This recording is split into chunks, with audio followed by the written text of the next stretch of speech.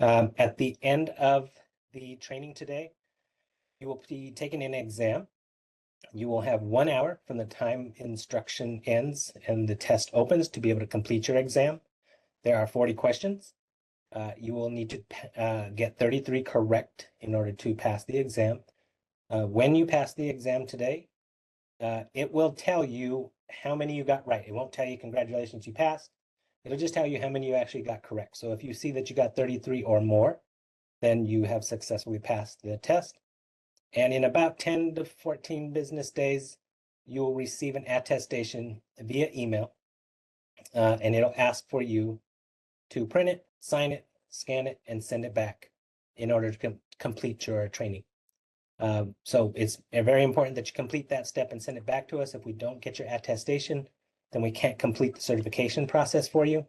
So please be sure to send that back to us so that we can make sure we notate it in our logs that you are certified. And then that will have your control number on there. If you already have a control number, the control number is going to stay the same. So you do not have to learn a new one. If you've never been certified before, it will have your control number on there. And that will be your control number going forward. Let me see, is there anything else that we have here? One last, I will remind you at the end. After the training, after the WebEx portion of the training, you do not have to stay on the WebEx. Once we get to the exam portion of it, the exam portion will be on Google Forms. Now, some agencies block Google Forms. We know the VA blocks Google Forms. We'll have a QR code on the screen. You can take out your phone, pull out the camera app, and then use the QR code scanner in order to access it, and you can take it from your phone. So if your agency blocks it, then you can just utilize your phone or a tablet to be able to scan it and be able to access the test that way. But once we are done with the instruction part of WebEx, you do not need to stay on the WebEx. Once you complete the exam, you are done for the day. You don't have to come back to the WebEx.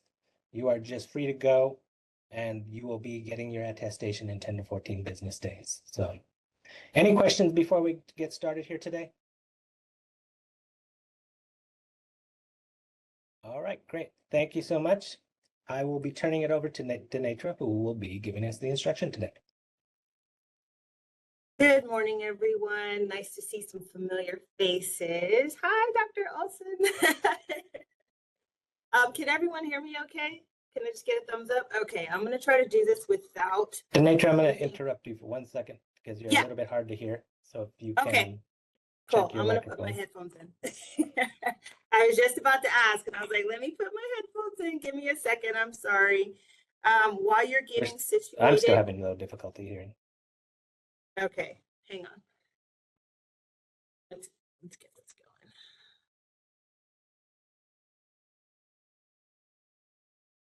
How about now?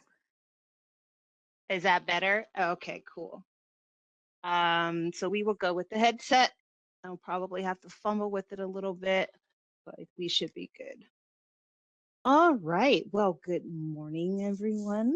I'm going to back up really quick just to introduce myself. So my name is Denetra Lee. I am a CT1 with Workforce Education and Training. Welcome to 5150, 5585 LPS designation certification training. I believe Dennis has already gone over all of our housekeeping items, so we'll go ahead and get started with just a couple of notes.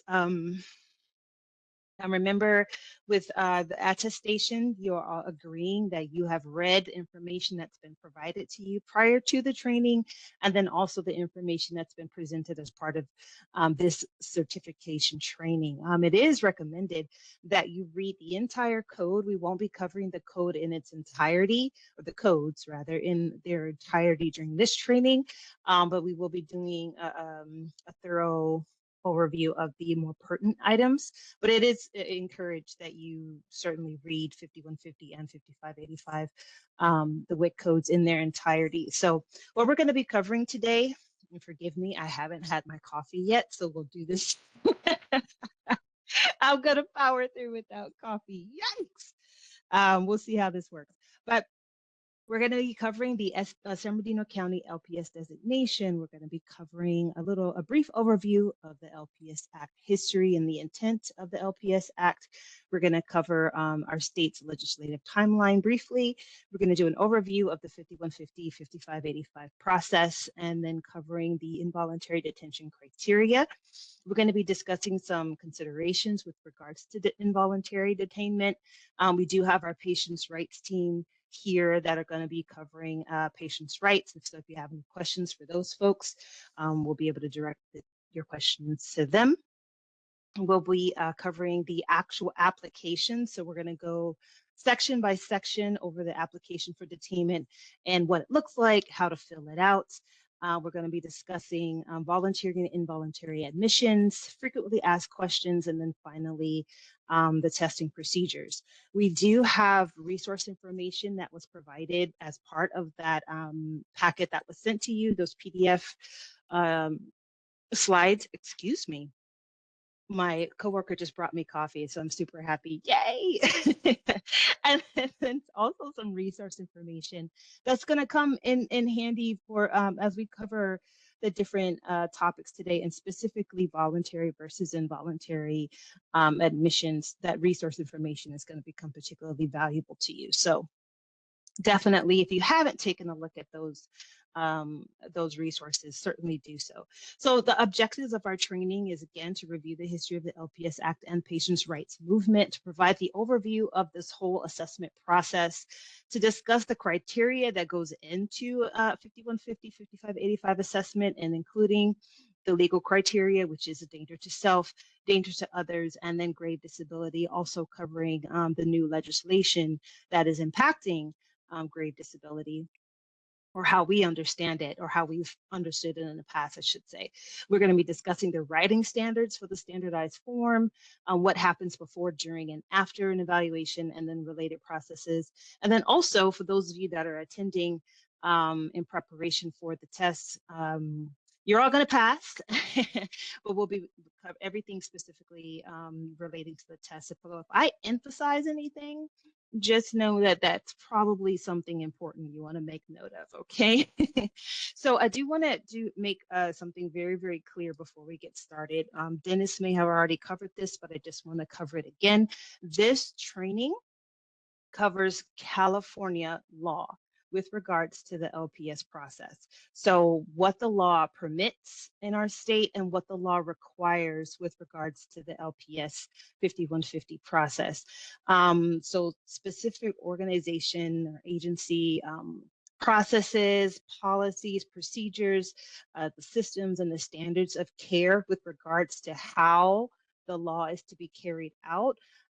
Those questions, I would have to refer you to your leadership in your specific organization within your specific system of care.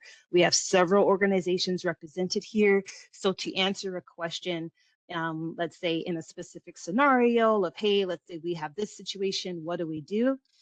I cannot answer those questions because there are several organizations represented here. So I would defer you to your specific leadership on how to approach those case-specific, scenario-specific, systems of care-specific questions. However, I do encourage you to still ask them. We're going to ask that you enter your questions in the chat box. We are creating a frequently asked questions section that we can make available to everyone. So please ask the questions, but I just want to make it clear that if they're very case and scenario specific, those would be as systems of care.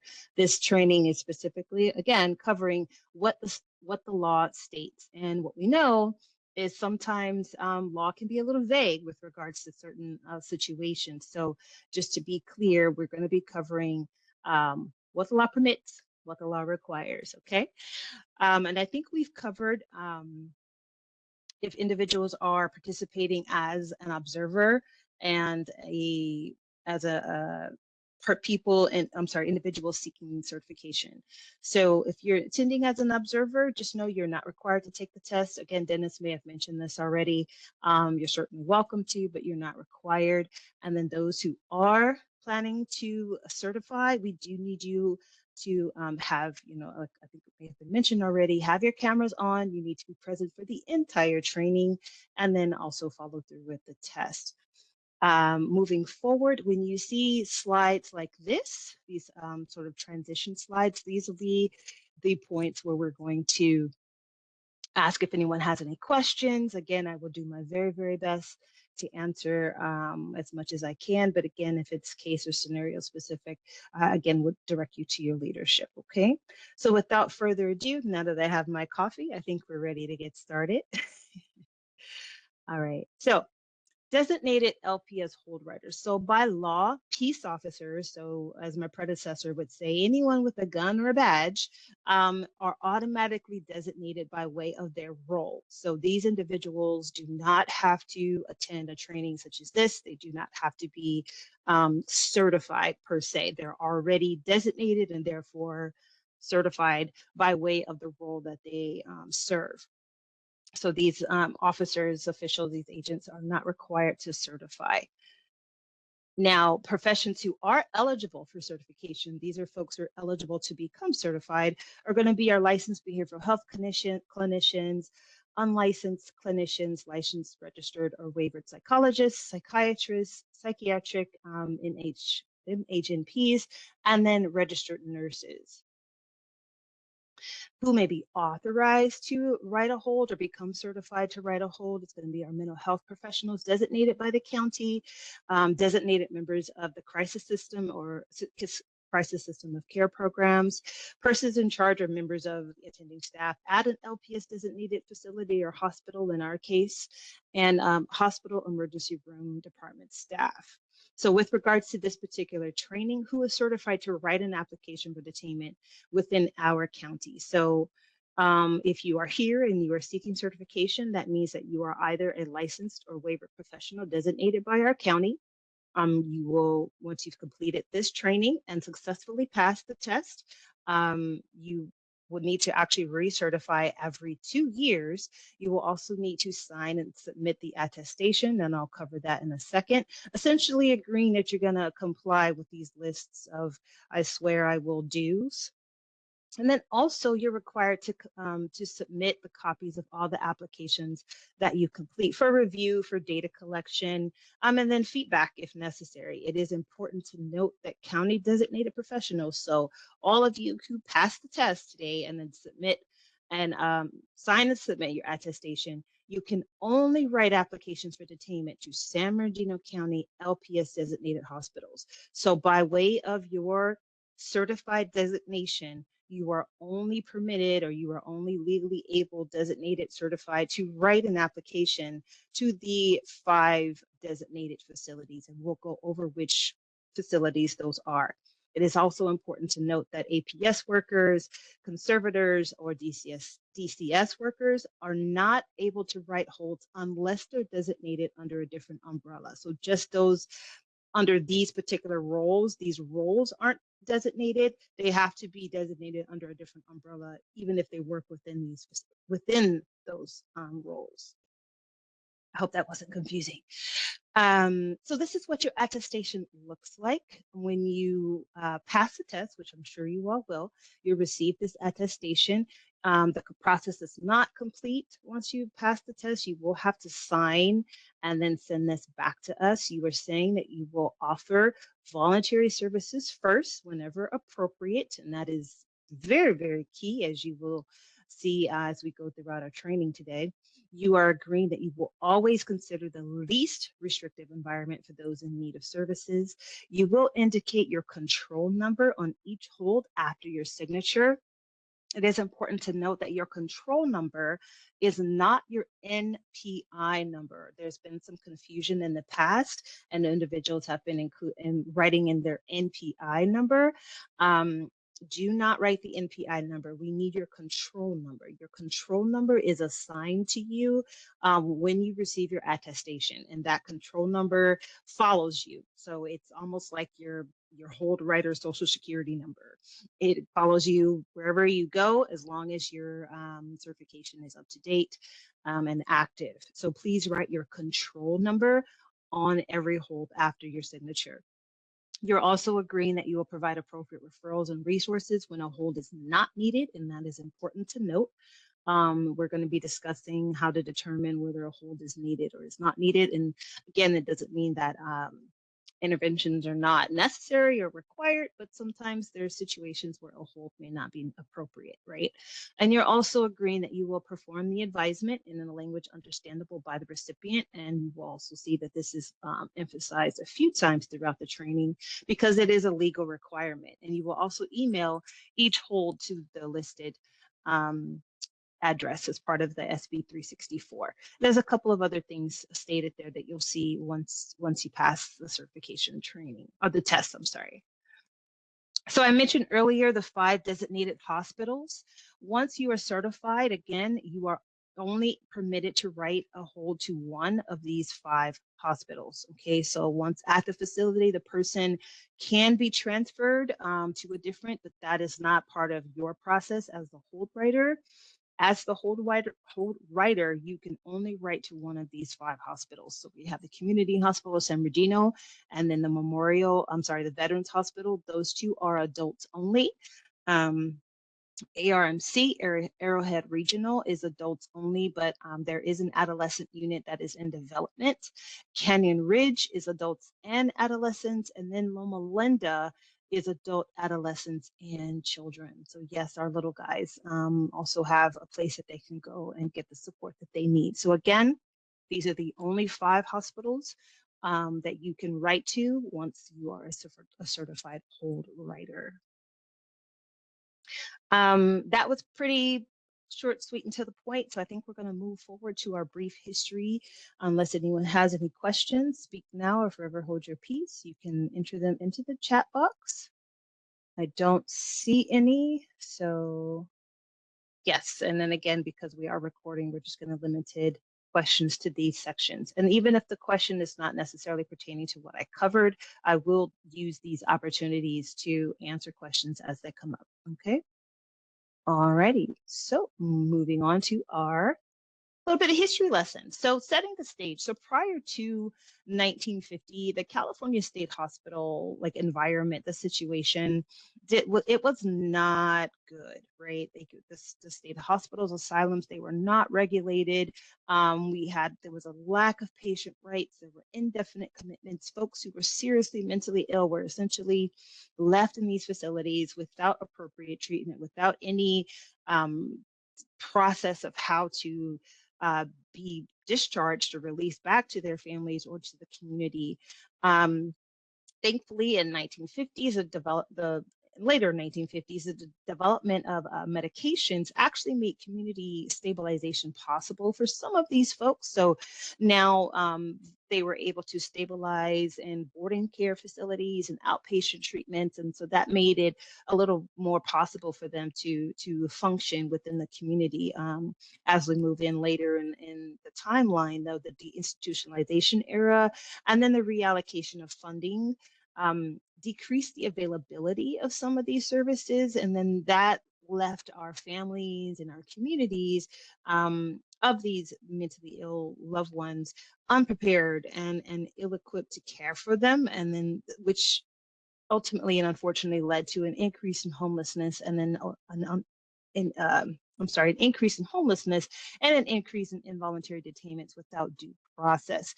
And then what was also happening around this time, if you're a history buff, he's like, well, what about the civil rights movement? Well, around that time, although the civil rights advocacy was in play, it was not focused on mental illness or involuntary commitments. Although it could have applied, that wasn't the focus, right?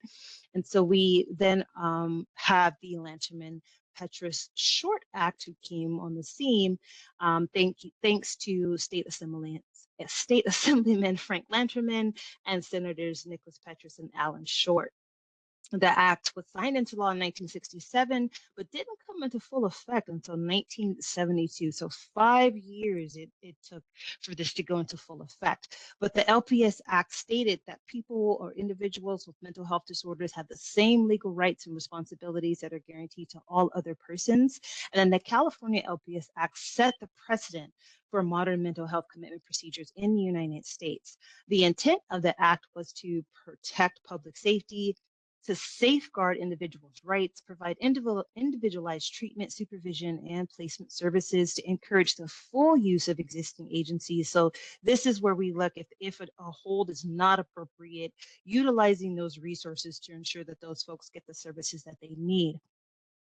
To protect individuals with mental health disorders and disabilities from criminal acts, to end the inappropriate, indefinite, and involuntary commitments of individuals with disorders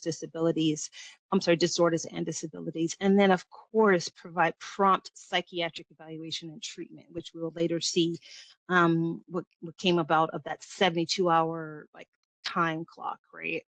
So a look at our legislative timeline. So we have the LPS Act, which was in action in 1967, but again, didn't come into full effect until 1972. We then have the Children's Civil Commitment and Mental Health Treatment Act, as well as Assembly Bill 4642, which both took place in 1988. This was directed to differentiate between the needs of minors and adults. So this is where the Children's Civil Commitment Act is where we get the Welfare Institution Code 5585. So that's where you get the difference to be able to reflect the needs of minors versus adults. And then the AB 4642, this bill changed the definition of grave disability to reflect the needs of minors. So this is what we'll discuss later, the difference between a gravely disabled minor and a gravely disabled adult.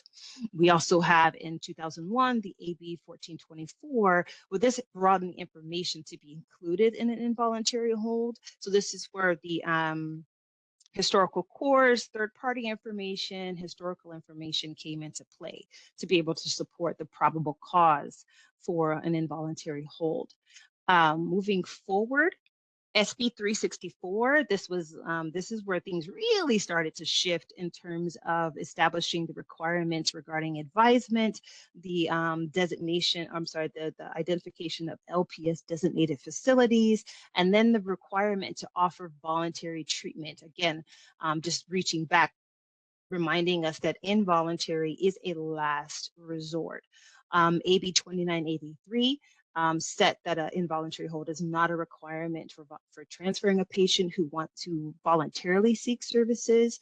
And then in 2020, AB 1968. So this one was, they're all, major, but this one really put into play what we understand now as our prohibition to buy or possess firearms. So if an individual is placed on a 5150 for danger to self or danger to other, the state prohibition to buy or possess firearms goes into play for 5 years, but it is established from the date of admission to the facility. So what we have to understand is that writing the hold, and I'll repeat this several times, writing a hold does not guarantee admission.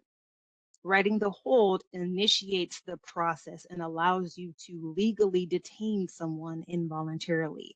But if an individual is placed on if they're admitted to the facility, to the LPS facility, then the prohibition to buy or possess firearms goes into play for 5 years. If there's more than one admission within 1 year from the previous admission, right? So not calendar year, but more than one admission within 1 year results in state prohibition for life. Further, if an individual is placed on a 5250, which is an extension of the 5150, then the prohibition that prohibition goes into place for lifetime under state and federal law. So what happens is that once an individual again is admitted, that facility, the LPS facility, is required to notify the DOJ, and then that individual's name is placed on in the prohibition database. And then prior to discharge, the patient is notified of the prohibition and then given the information for the DOJ to try to restore their rights. But again, particularly with the 5250. The prohibition for lifetime under state and federal law is a heady prohibition, right? So it's certainly something to take into consideration, and we'll go over some considerations as we move through the training today. Now, more recently, SB 929, this expanded the California Department of Healthcare Services, their data reporting requirements. So again, reaching back to that that agreement on the attestation about submitting the holds that you write for data collection and review. This is where you kind of see one of many reasons why that's important. There's an annual report that is going to be, I believe it's going to be May this year, if I'm not mistaken. So SB 929, in terms of data reporting, actually expanded the requirements there. AB 2275, this was well, again, they're all like crucial, right, at this point, but AB 2275 specified or standardized this process, right? It specified that the 72-hour time clock, the 72-hour hold starts at the time of detainment. The 72-hour hold, that clock that starts ticking the moment the detainment is initiated. So not at admission, the clock starts ticking at the time of detainment. AB 2275 also mandated the involvement of our patient's rights advocate, and then notification if an individual is held beyond the 72 hours, again, with the right of a certification review hearing. So next up, we have SB 43, which I think about half of you, if not more, are all just super excited to hear about today, aren't you? SB 43 expanded the definition of grave disability. Right now, I'll just briefly go over it, and we'll go over it in detail when we cover legal criteria. But essentially, the bill expands the definition to include severe substance use disorder and an inability to provide for one's personal safety and necessary medical care as reasons they could be placed on a hold. And again, we'll piece that out when we get to it. And then lastly, SB 1238 expands the definition of what we understand to be a designated facility. Okay. And let me look really quick to see if there's any questions. I think I saw one. What happens if a patient is being transferred to another county? So again, as a designated hold writer, if you are writing a hold, you yourself can only write that hold to one of the 5 facilities. If a patient is being transferred, that transfer is happening once they are at the facility, and it is the facility is able to transfer to where they need to transfer. But you as a hold writer cannot write to LA County or Orange County. You are only able to write to one of the 5 facilities. The facility can then transfer and do what they need to do, but as part of your certification and your designation, you cannot write out of county. That makes it clearer. So Marie, I hope I answered your question. If not, go ahead and let me know. Can you write any? So yes, when we go over the application, I will cover this, but since you're asking it now, Donna, you are able to write on the application, quote, any San Bernardino County LPS facility. You cannot write any LPS facility. So that's a specific distinction. But because you're only able to write to those 5 facilities, if you do not know the name of the location at the time, which often happens, you can write any San Bernardino County LPS facility. And personally, I would discourage shortening that. So like SB or Co, I would spell the whole darn thing out. Okay, I hope I got you there. All right, so let's go over the LPS 5150, 5585 process. Let me get a quick drink of water. Sorry if you can hear me. And we will be taking a break. I will let you guys know that. We'll take a break about halfway through so you guys can get up and go to the restroom and do what you need to do to take care of yourselves. All right, next up. So what is a 5150, 5585? It is a code section in our California state law that allows an individual to be held involuntarily. So that's what we have to remember. What we are talking about is an involuntary hold. I am detaining this person involuntarily for up to 72 hours. So it may not the hold may not expand the entire, but our time limit, our clock is 72 hours. It is a temporary removal of an individual's personal rights. And that is very, very important to understand the impact of what a hold can have on a person, what that whole process could look like. But understand that when you are initiating this process, you are at least temporarily removing their personal rights for the purposes of safety, right? Of getting them connected to the services that they need. It is not a criminal arrest. And if anyone has ever experienced or been a part of a hold, it could be very traumatic for the individual. There could be a lot happening. If law enforcement is present, it could feel very much like an arrest, and then that may, could make a person feel like they're doing something wrong. So it's important to understand, as the initiator of this process, it is not a criminal arrest. So we certainly want to tailor our approach, and then also understanding that what we are doing, I mean, the decision that we are making based on, the probable cause that this person meets the legal criteria, but we are indeed definitely removing their personal rights temporarily. So again, under the 5150, we'll go with the designated person. You can detain a person and transport them or have them transported to a facility for mental health assessment, treatment, evaluation, and crisis intervention if needed. So this is not the entire code, but this is the section we're going to focus on. So when a person, as a result of a mental health disorder, is a danger to others, danger to themselves, or gravely disabled, you may, upon probable cause,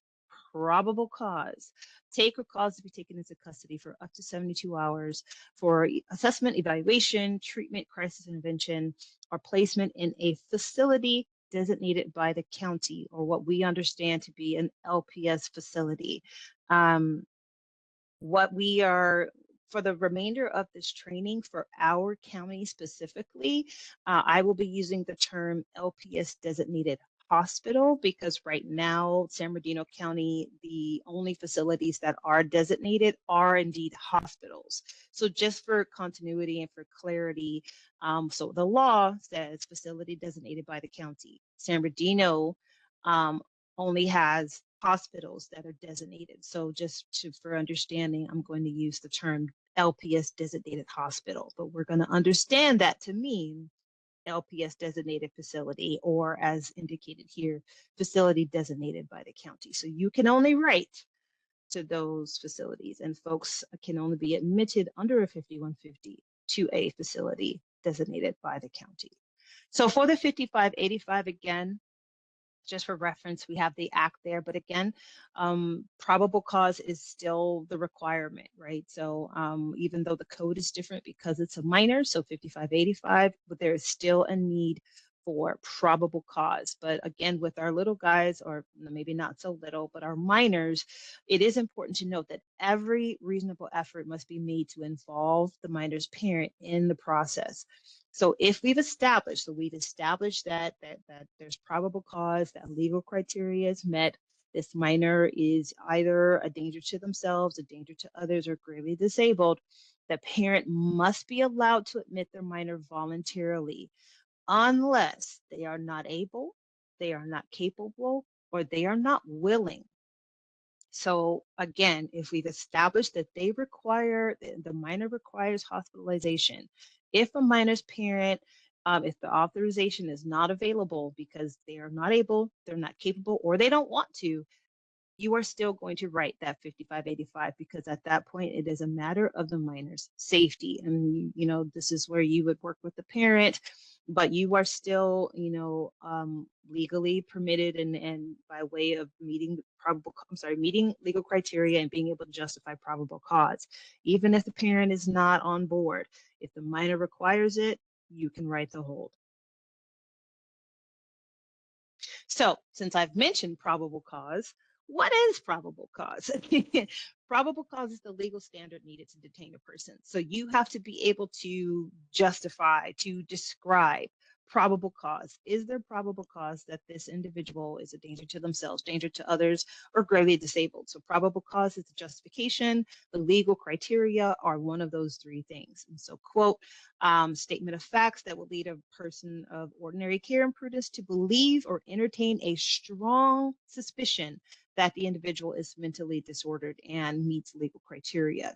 Determining probable cause is not a clinical decision, it is a legal one. And that is one thing you will hear me repeated throughout this entire training. This is a legal process.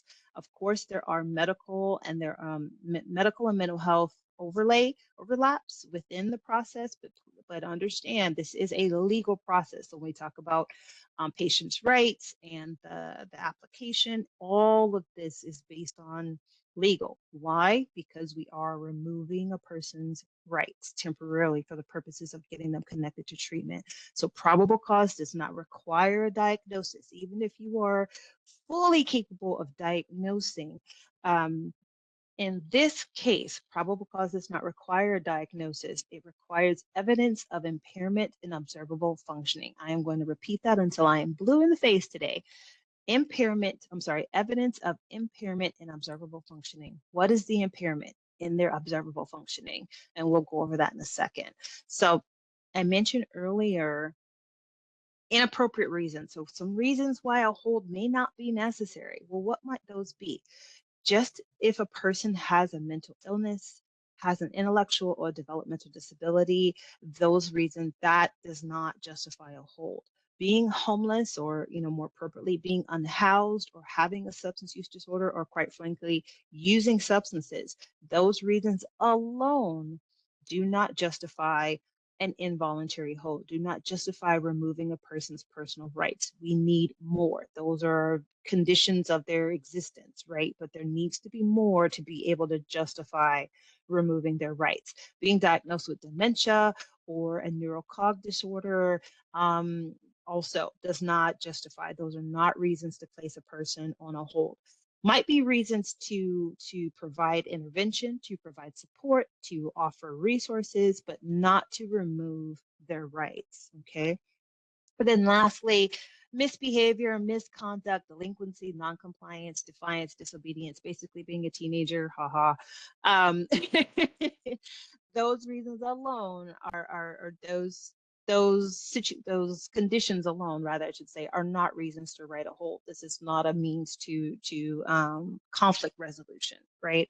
So some important considerations. The goal is to link the individual to the level of care that they need, not to penalize or even criminalize them for having that need. Again, this can be a very traumatic experience for those of you that work maybe in the field where there are severe mental illness. Having your first psychotic break, or experiencing a symptom, or experiencing an episode, maybe a psychosis, can be very disorienting, very scary, potentially traumatizing. So we do not want we want to try to approach this process as supportive as we can. So we want to try to connect them. We want to be the bridge to connect them to what they need and not penalize them for having that need. Also to consider the potential impact on individuals who are in law enforcement, security, military. So referencing back to the firearms prohibition. Again, this is not to discourage you from writing the hold, because if the hold is necessary, write the hold. But consider that if there are some other, steps that can be taken, encouraging voluntary treatment. That is always going to be your first point of, offering voluntary treatment. And that offer doesn't stop, because even once the person is even at the LPS facility, they are still being offered voluntary treatment. Because if they accept voluntary treatment, then the firearms prohibition, all of that goes away, because those are all under the umbrella of an involuntary hold. So you always want to encourage voluntary treatment. And then, of course, because offering voluntary treatment is a legal requirement. So we want to always offer that. Probable cause is not justified, and the legal criteria is not supported by any of those top 4 bullet points alone. It's a combination of conditions and situations, and we'll cover that in a moment. So also important to note that the LPS cannot be used to authorize physical health care. A 5150 does not authorize involuntary medication or medical treatment. So an involuntary patient still maintains the right to refuse medication and or medical treatment unless it is found that the individual does not have the capacity to consent or to refuse treatment, or if the situation is deemed an emergency, which obviously, right? So those are important things to note. We are still upholding their rights at every step of this process because, again, this is a legal process. It is not a medical one. So what happens after the 72-hour hold, or 72 hours, I should say? After the hold ends, the individual can either be discharged from the hold and the hospital or the LPS facility, admitted as a voluntary patient for continued treatment, or they will be continue to be held under a different type of hold. So this is where we discuss those extensions. So you see the first bullet is sort of our starting point, the 5150 or the 5585, they're taken in, and then within the 72 hours. After the 72-hour hold is up and the person may be involuntarily detained for an additional 14 days if found to still be, because of a mental health disorder, a threat to themselves, a threat to others, or gravely disabled. And they're unwilling and or unable to accept voluntary treatment. So that's always going to be sort of the caveat through this whole process. They're unwilling or they're unable to accept voluntary treatment. The next type of hold, this is after the 5250, it starts to kind of break out based on which criteria is being met. So if the person is still found to be a danger to self after being placed on a 5250, so following that like first extension, if they're a danger to themselves, they can be placed on the 5260 and they will be held for an additional 14 days.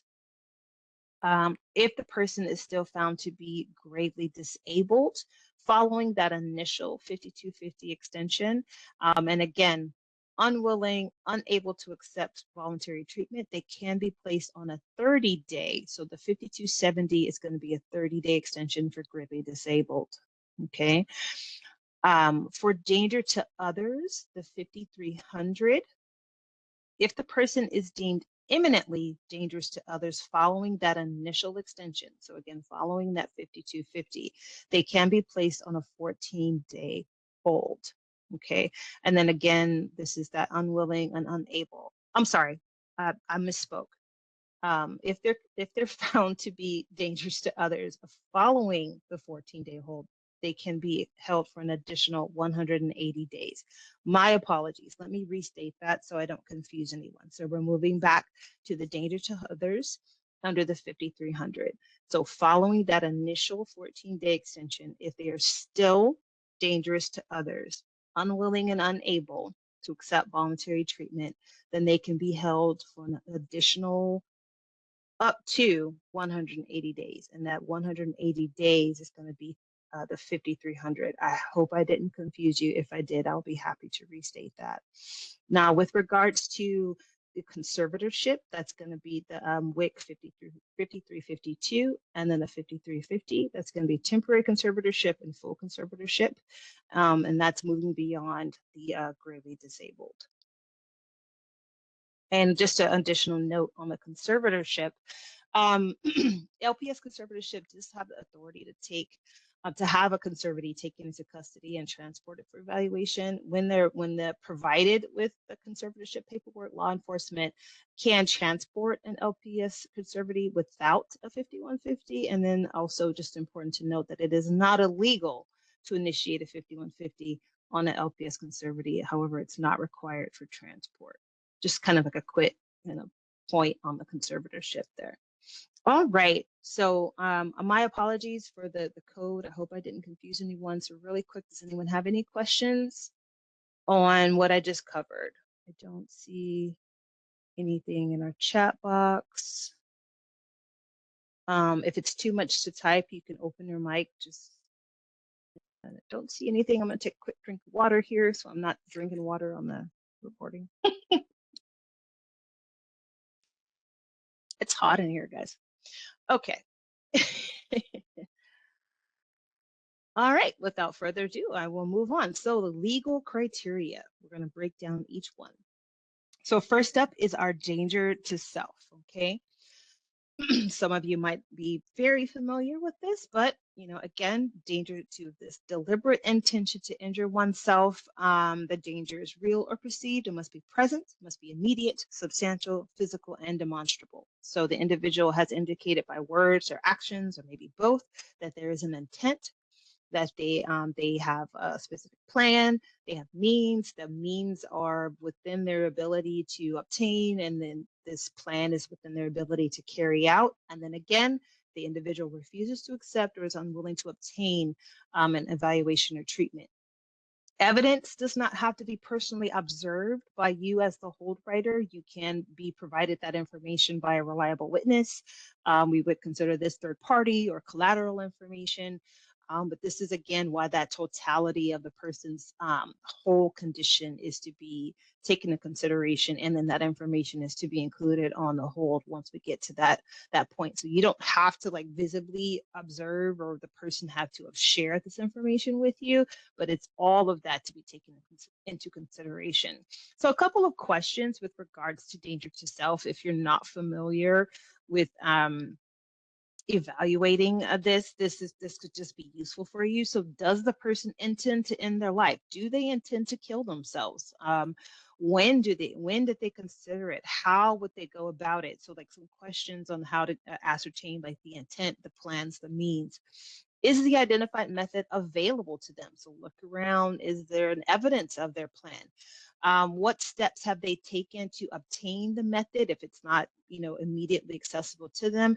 And then this is an important one. If they chose what we understand to be a non-lethal method, so the method that they've identified, if we're thinking, well, that won't kill you, the question is, did they believe that the method was in fact lethal? Because again, we're looking at, is their intent, their plans, their means, do they intend to end their life, right? So even if their method wouldn't kill them, did they believe that it would? And then also, have they taken action to end their life in the past? So this is a question of there's a seriousness and the dangerousness of their intent. So has their current method been refined in any way? Is it more lethal? Has the method changed? And is they've kind of, I hate, this is a poor term, but perfected or refined it? Has there been multiple attempts? Have they increased in their lethality? So those are some questions to ask. Be present, be empathetic, because again, we're trying to evaluate what's happening, but also determine what steps we need to take. But also be direct. We don't want to kind of be squeamish about these questions when we're asking them. This is a tool that can be utilized. It's the SAD person's tool. It's just a list of suicide risk factors, and then the acronym SAD person. So if you've never seen this before, this is something you can use to help you determine or get some information. So their sex, their age, are there any depression symptoms? Has that we mentioned earlier? Have there been any previous suicide attempts? Is there alcohol abuse or ethanol?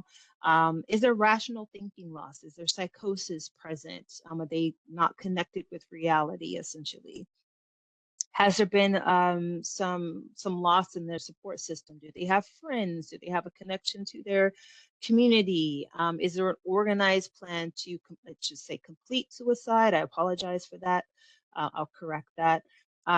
Is there no significant other or a loss of a significant other? So a close partner in some type of way. And then lastly, sickness, chronic illness of any kind.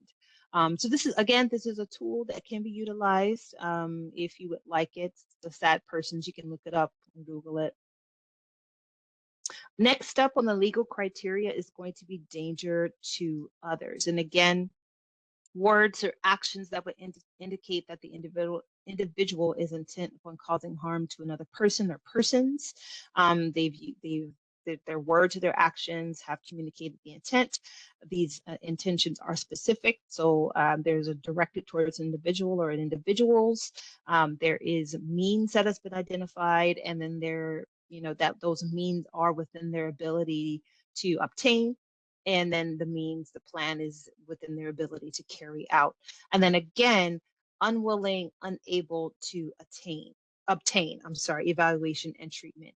There does not necessarily need to be an identified attended victim, but if the communication has been, there's an intention to cause harm to others. So just for more more examples on bullet 2, so let's say for instance the individual states, I'm going to kill, I don't want to put a name in there in case I throw out a name and that's somebody in the group.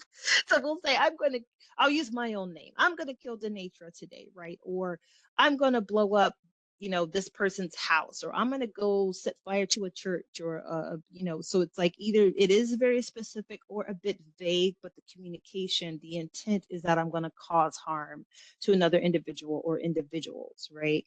And then their words, their actions also indicate that this intent might be connected to their mental state. So we're also looking at that with regards to danger to others. So a couple of sample scenarios. An adult male living with family is reported breaking things in the home, yelling and threatening his wife and his 2 young children with a large knife. Upon interview, he states, quote, "The devil told me that these people are not my family. They're demons and I must kill them before they kill me." You have probable cause that will lead you to suspect that this person has a mental illness and presents as a danger to others. Second scenario, teen female cuts her wrists with a knife and locks herself in her bedroom. Upon interview, she states, quote, "I hate myself. I hate my life. I can't take it anymore. I'm going to stab myself until I can't feel anything. I don't want to talk. I just want to die." So based on the statement and the situation, you do have probable cause to suspect that there is a mental illness and that the individual presents as a danger to self. So just a couple of loose examples. I know those are pretty clean cut, but just for demonstration. All right, next up is gravely disabled. Let me clear my throat. All right, so first let's cover gravely disabled minor, right? So we mentioned earlier about the distinction between a gravely disabled minor and a gravely disabled adult, right? So gravely disabled minor is one who, as a result of mental health disorder, is unable to utilize the elements of life. So unable to utilize. We specify utilize because minors are not required to provide for themselves. So we'll say because of a mental health disorder, the minor refuses to eat or refuses to clothe themselves, refuses to accept shelter. So they are unable to utilize what is provided to them. Okay. And as we move into gravely disabled adult, it is also important to note SB 43, that expanded definition, to date does not apply to minors. So this definition for a gravely disabled minor, this is established. This is our baseline. Minor that is unable to utilize the elements of life that have been provided to them, that is the criteria for gravely disabled. And I'll go into a couple of examples once we cover gravely disabled adults. So gravely disabled adult, a condition in which a person, as a result of a mental health disorder, a severe substance use disorder, or a co-occurring mental health disorder and severe substance use disorder, is unable to provide for their basic personal needs for food, clothing, shelter, personal safety, or necessary medical care. That is your bread and butter for gravely disabled. Those 5 things. Are they able to provide for their food, their own clothing, their shelter, their personal safety, or their necessary medical care? Courts have ruled that if a person can survive safely in freedom with the help of willing family, friends, or a third party, then they are not considered gravely disabled. So this is that conversation around, well, if a person is homeless and living on the street, understanding that if they're able to survive, the requirement legally is not that they're able to thrive or live according to society's standards. If they are able to survive and are able to access what they need either on their own or with the help of family, friends, or a third party, then they are not gravely disabled. There are some additional conditions to consider in addition to being homeless or unhoused, and we'll cover those in a moment. So just for clarity, the expansion of the legal criteria, so SB 43, the old definition of gravely disabled adult only included the mental health disorder, and then that they are unable to provide for their own basic needs for food, clothing, and shelter. The new definition now includes either it's a mental health disorder, a severe substance disorder, or both, and that they are not able to provide for basic personal needs for food, clothing, shelter, personal safety, or necessary medical care. Okay, and I'm going to break those down right now. So what SB 43 did is they added these three things basically. So personal safety, what does that mean? Again, the ability of one to survive safely in the community without being involuntarily detained or receive treatment if they're able to survive. And I'll break those down further in a second. I'll give you guys some examples. Necessary medical care, what does that mean? So care that a licensed healthcare practitioner, while operating within their scope, determines to be necessary to prevent serious deterioration of an existing condition. And then if left untreated, that condition would lead to serious bodily injury. So that is how the law defines necessary medical care with regards to gravely disabled. And then severe substance use disorder. What does that mean?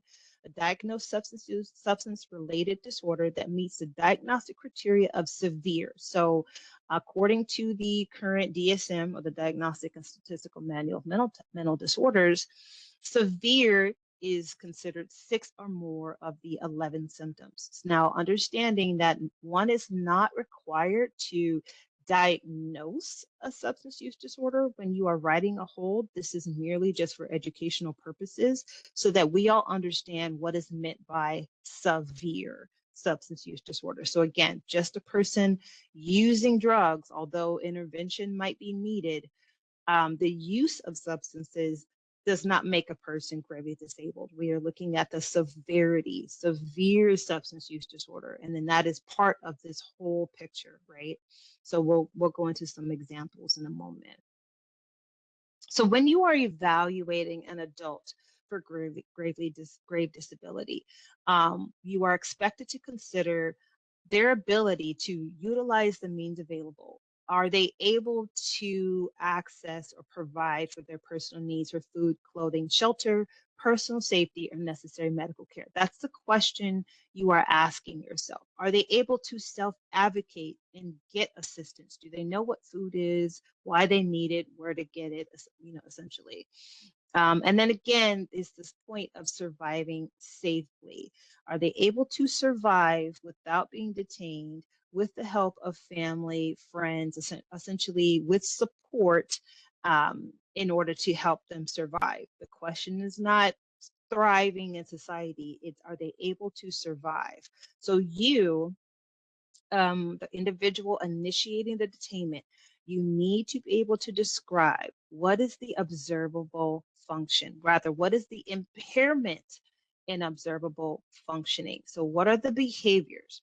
What are the conditions? What are the symptoms that justify a 5150 hold that is being written under grave disability? You have to be able to describe that, right? So now, okay, so what are those observable functionings? What am I looking for? So here are some examples. So again, on the left, we have our, what's kind of already been put into place. They're unwilling, unable to seek shelter or utilize shelter even when it is provided. And then they're unable to provide a reasonable plan to get shelter. food. They're unable or unwilling to obtain or even eat food, even when it's provided. Or they may be irrational beliefs about food. So it's poisoned, it's, and we'll go over some examples. So they don't know what food is, why they need it, things like that. Clothing, refuses to wear clothing, unwillingness to clothe, even if clothing is provided, or wearing clothing that's severely damaged or not appropriate for the weather. So they're wearing, a bikini in, below zero, and they're wearing, lots of winter clothing in over 100-degree weather. And you'll notice as we go through these next two that there's overlap, right? So by not eating, we're considering the medical impact of that, and so on and so forth, right? So necessary medical care, inability to utilize medical care when needed, so they're in extreme pain. There's wounds and infections. There's they're bleeding, or there's something happening with their body physically. And if that condition is not treated, it could lead to loss of limb or their life. And then also any type of life-threatening comorbidities, so HIV, diabetes, cancer. Again, these conditions, if left untreated, that could lead to them, no longer being with us. So that necessary medical care, they're unable to do this, right? Personal safety. So multiple near fatal overdoses requiring inpatient hospitalization. So Narcan reversals alone, so the reversals by themselves would not meet this criteria.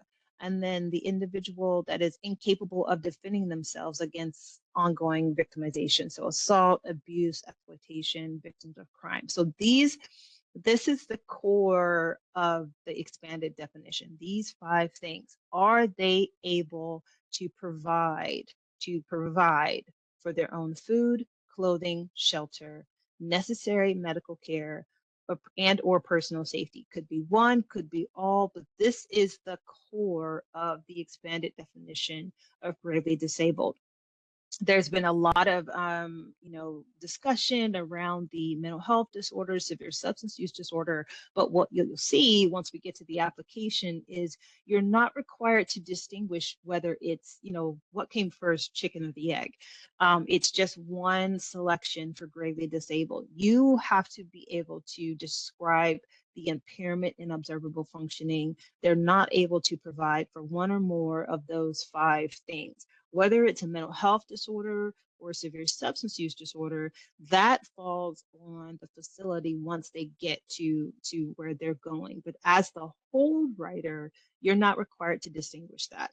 So when it comes to probable cause for gravely disabled, probable cause would not be met by any of those examples on their own, but what I just gave you, but it's more about the totality of the situation. So again, I'll repeat, just being homeless in and of itself is not sufficient to constitute gravely disabled. There has to be more than just being homeless, right? Because an individual who's homeless, if they can survive, they're not gravely disabled, but intervention may be necessary. Resources may be necessary. So maybe there is something you could do, but removing their rights it wouldn't be the appropriate step, right? So also to consider subjective and objective observations from third party or collateral or even information that they're reporting.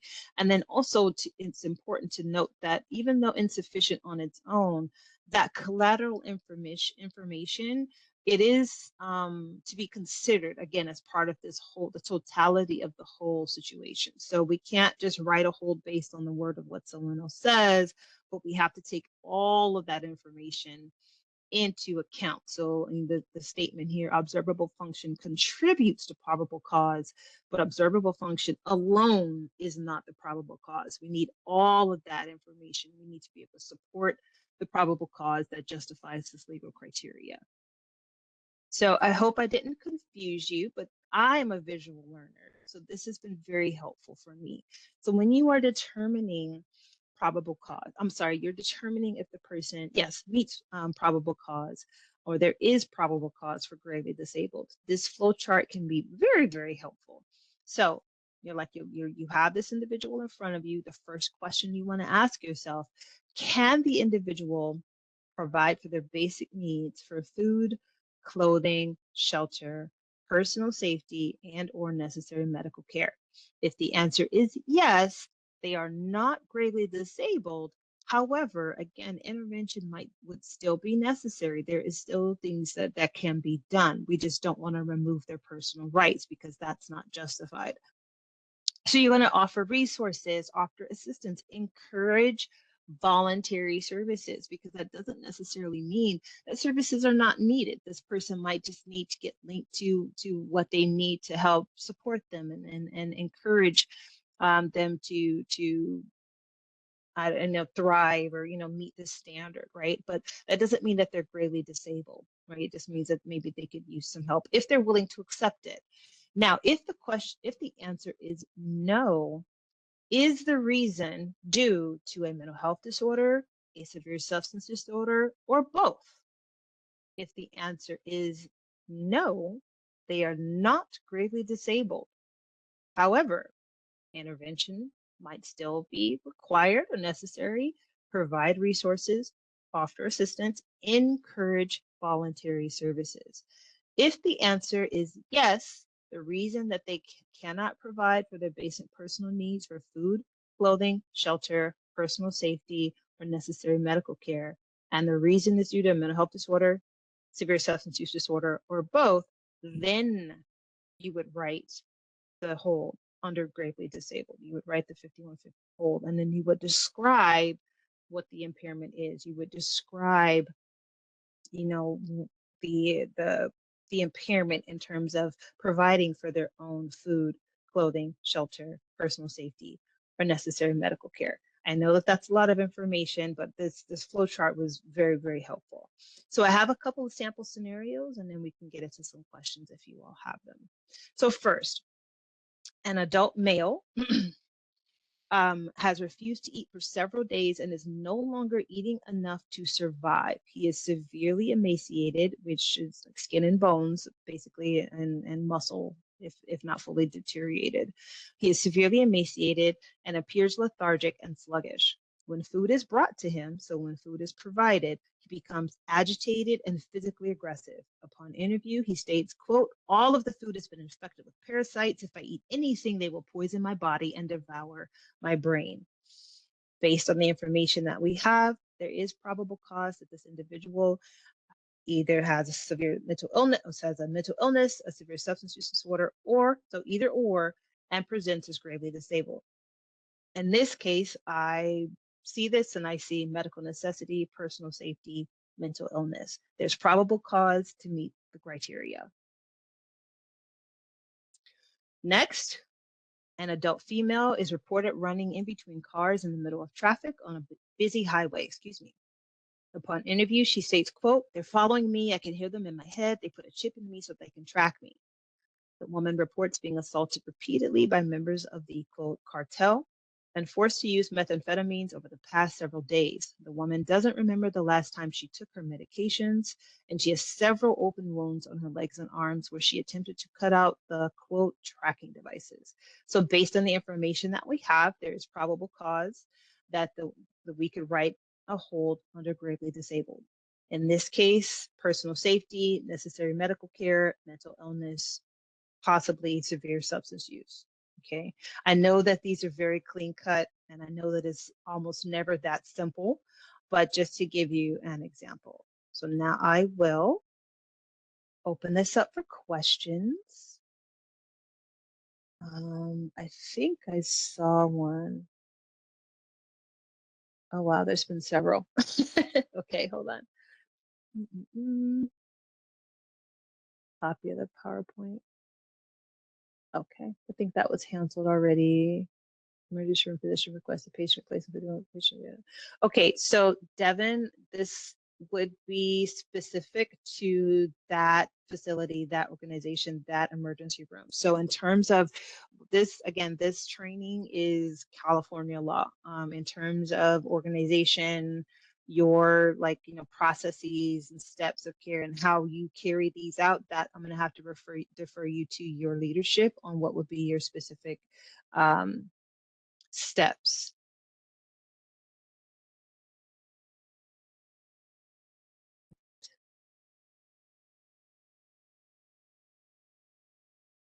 Okay. Oh, okay. So it doesn't look like we have any more questions. Any other questions before we move forward? I'm going to take this opportunity to take a sip of coffee, go to my happy place really quick.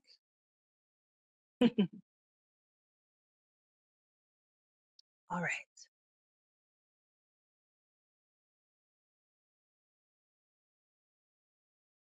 Okay, Dr. Thomas. Good morning, thank you. My question is, if there is a regarding consecutive hold requests for, because we don't do them, but can you talk on that a little bit, or is that going to be in your presentation today? We cannot write back-to-back 5150 holds. Okay, that's all I needed to hear, just to make sure it was still the same. And yeah. Okay, and regarding the, because we're writing the 5150s and the 5585s, right? So the 5250s moving forward to 5260, 70, and 5300, those aren't written in the ER. Those are written at the LPS receiving hospital still, right? Just for clarity. Yes, ma'am. Okay. All right. That's what I needed to know. And I do believe our patients' rights folks will go into further clarity in terms of the processes beyond the 72-hour hold. Okay. Yeah. Okay. We don't want to do them, but sometimes it's a question that's asked, and we want to make sure we don't, break the law and do any harm to the patient. So thank you so much. We don't want to do any of this, right? But Right. but if it's necessary, for sure. Yeah. Absolutely. Thank you for asking your question. Thank you. Thank you. Donna Baker, a hold is brought to the ER for DTS. They want to leave. Are we able to detain them?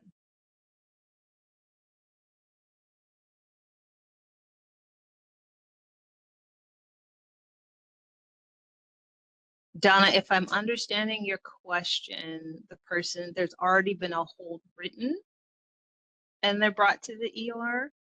I'm a little confused because if the hold is written, they should be going to an LPS facility.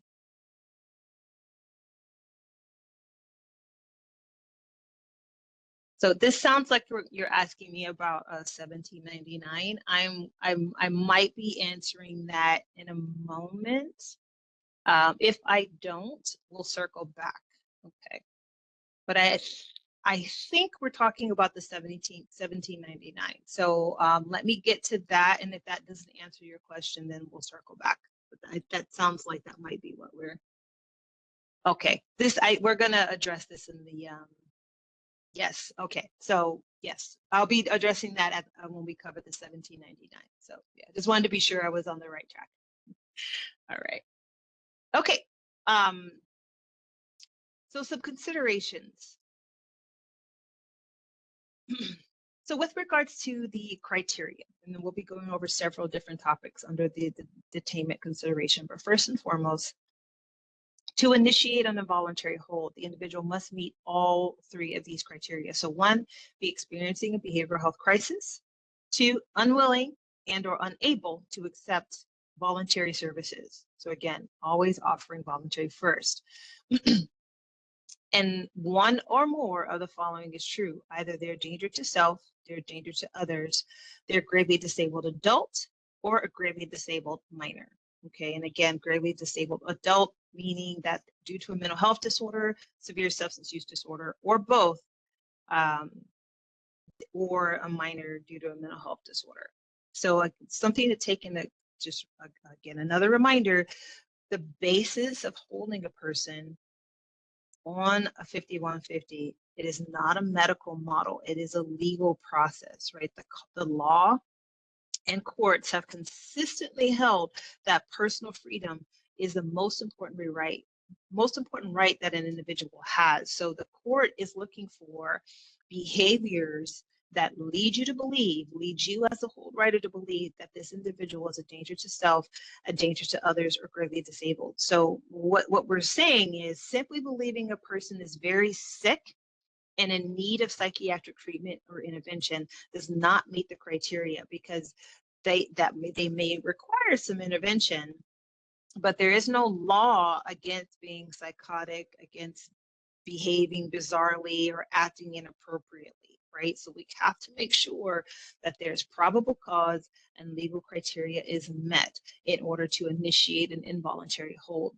The burden of proof actually falls on the facility, but you as the hold writer have to be able to justify what leads you to believe. If you had to stand in front of a judge, per se, what leads you to believe based on the impairment in observable functioning that this person meets legal criteria and should have the rights temporarily removed, because that is, again, what we are doing when we initiate this process. So some considerations: once an individual is being detained, they must be provided with proper advisement orally or in the language accessible to them or modality accessible to them. They must be told the name, the position, and the agency of you, the individual. So your name, your position, your agency, the person initiating custody. They must be told the name of the facility where they're being taken for evaluation. So if known, they should be told where they're being taken. They should also be told and reiterated as much as possible, in my opinion, that they are not under arrest, that they're being detained for evaluation by a mental health professional. Again, keeping in mind like how, disorienting and how possibly even traumatizing this process can be for anyone, a minor or an adult.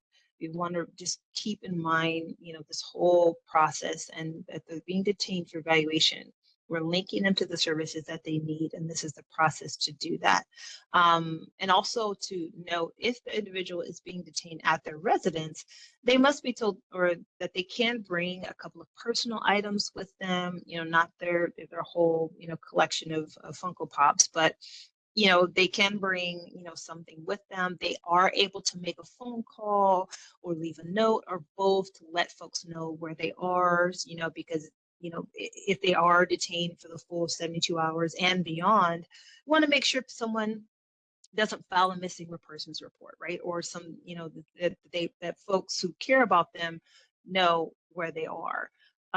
We should also want to make sure you make the statement, please inform me if you need assistance turning off any appliance or water, for safety purposes. Let's say that the shower's on or there's food cooking on the stove. We want to make sure that we're ensuring safety at every step.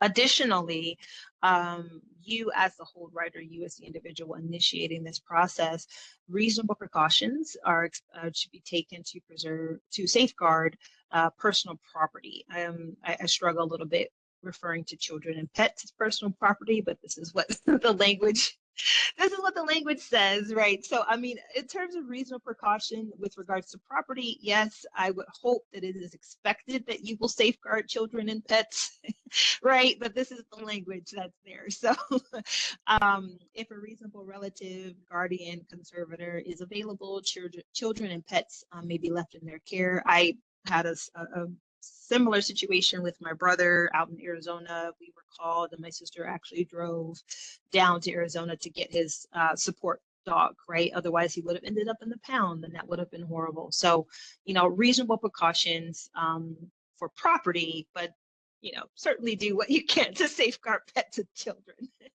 But some considerations may have to come into play if a relative or guardian is not available. We never want to have to call CPS in situations like this, but we may have to. So you may need to contact CPS if an individual is not available.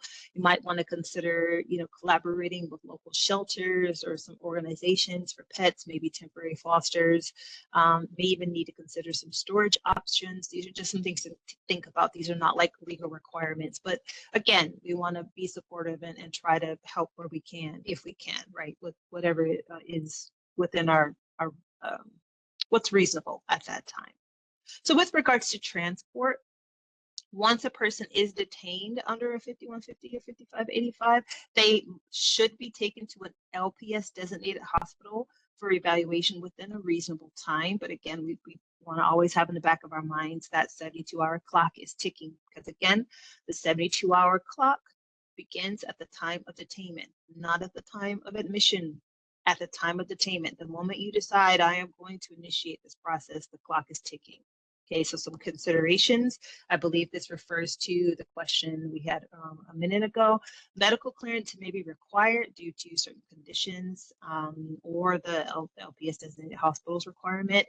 Medical always trumps psychiatric, so it is recommended that you contact the LPS designated hospital to determine if medical clearance is required. And those, again, there's that list of those 5 designated LPS hospitals. And so with regards to medical clearance, so according to AB 2275, again, the 72-hour hold begins at the time the person is first detained. So if a person is brought to a non-LPS designated hospital, so if an individual is brought to an ED for medical clearance and there isn't a certified hold writer available, that ED does have the option to issue a 1799.111 until the individual detained is medically cleared. And what is the 1799? It applies only in non-PS designated non-LPS designated hospitals. It is meant to be used as a safety gap measure when there is probable cause that a person meets the legal criteria and there is no hold writer available, or the facility would like some time to clear the person before writing a hold. So it does allow for that 24 hours, okay? It allows the licensed professional staff to detain a person receiving treatment for up to 24 hours. There is no formal document. This is like a code that's part of like the charting process. Staff must have made, so again, documented repeated unsuccessful efforts to find a more appropriate mental health treatment for the individual. So essentially, the 1799.111 is a tool for emergency departments. DBH, the department, we can't advise you on how to use this tool, but it's part of this training. It's just a point of highlighting that it is a tool that can be used. How your organization utilizes it is, I would have to defer you to your leadership, but the 1799 is a tool that can be used, okay? It essentially provides immunity from liability from false imprisonment, so it does allow you to detain. And then if the person is detained, that time can be, quote, credited with, or, added, lumped in within the 72-hour hold. And a couple more points on the 1799. So telephone calls or any other contacts, those must come in at the earliest time possible once the doctor has determined that the person will be medically stable for transfer. If the person is detained beyond 8 hours, the reason for the detainment must be due to the need for continuing and ongoing care, observation, and treatment. And it is the opinion of the treating physician that the person, as a result of mental health disorder, or with regards to early disabled, severe substance use disorder, or both, is a danger to themselves, to others. Okay, I know that's a lot under the 1799, but those of you who do work in those facilities, I hope that was clear. Before I move forward for any additional considerations, let me check my chat box.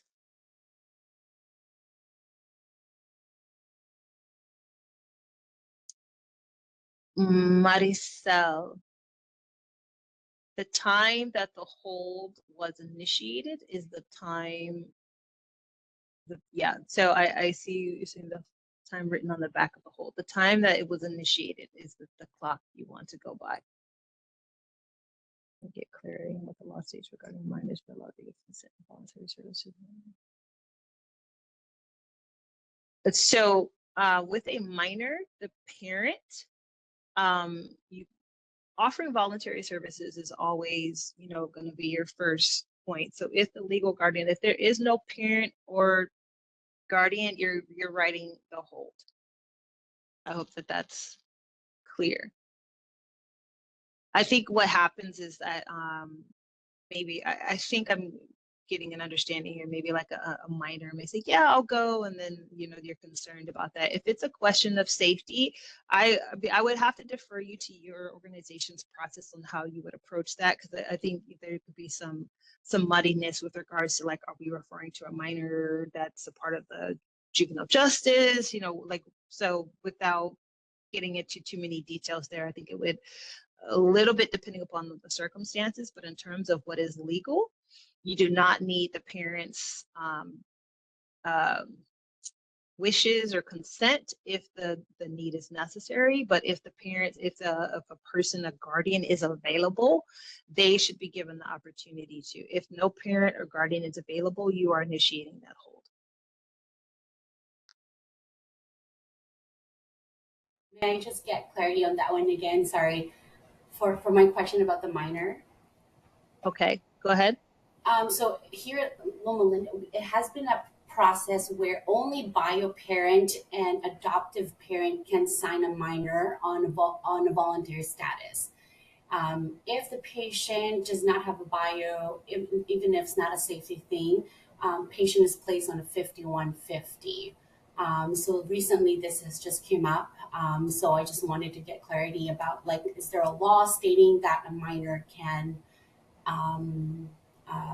consent for voluntary status, even though there's no bio parent and no adoptive parent? That's been like our process here.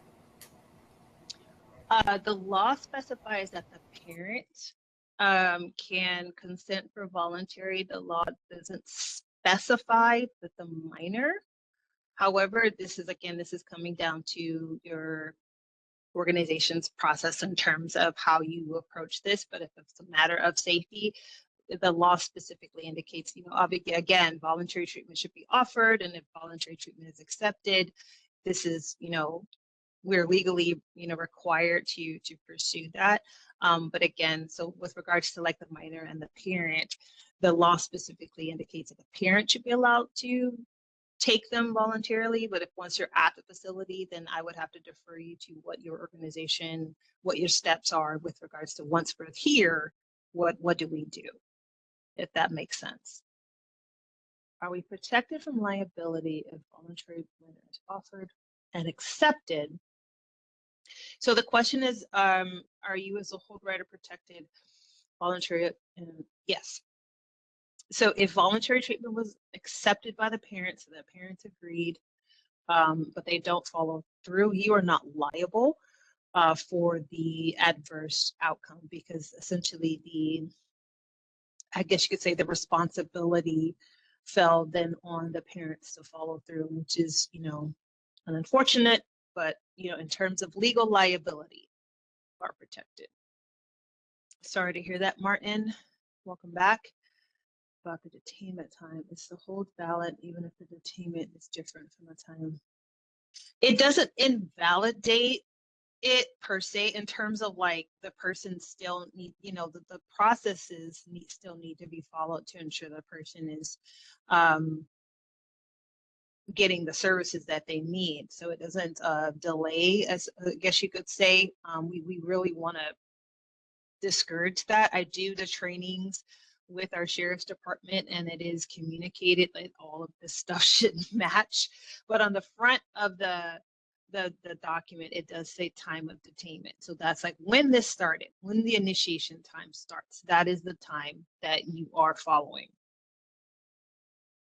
Yes, I know it happens.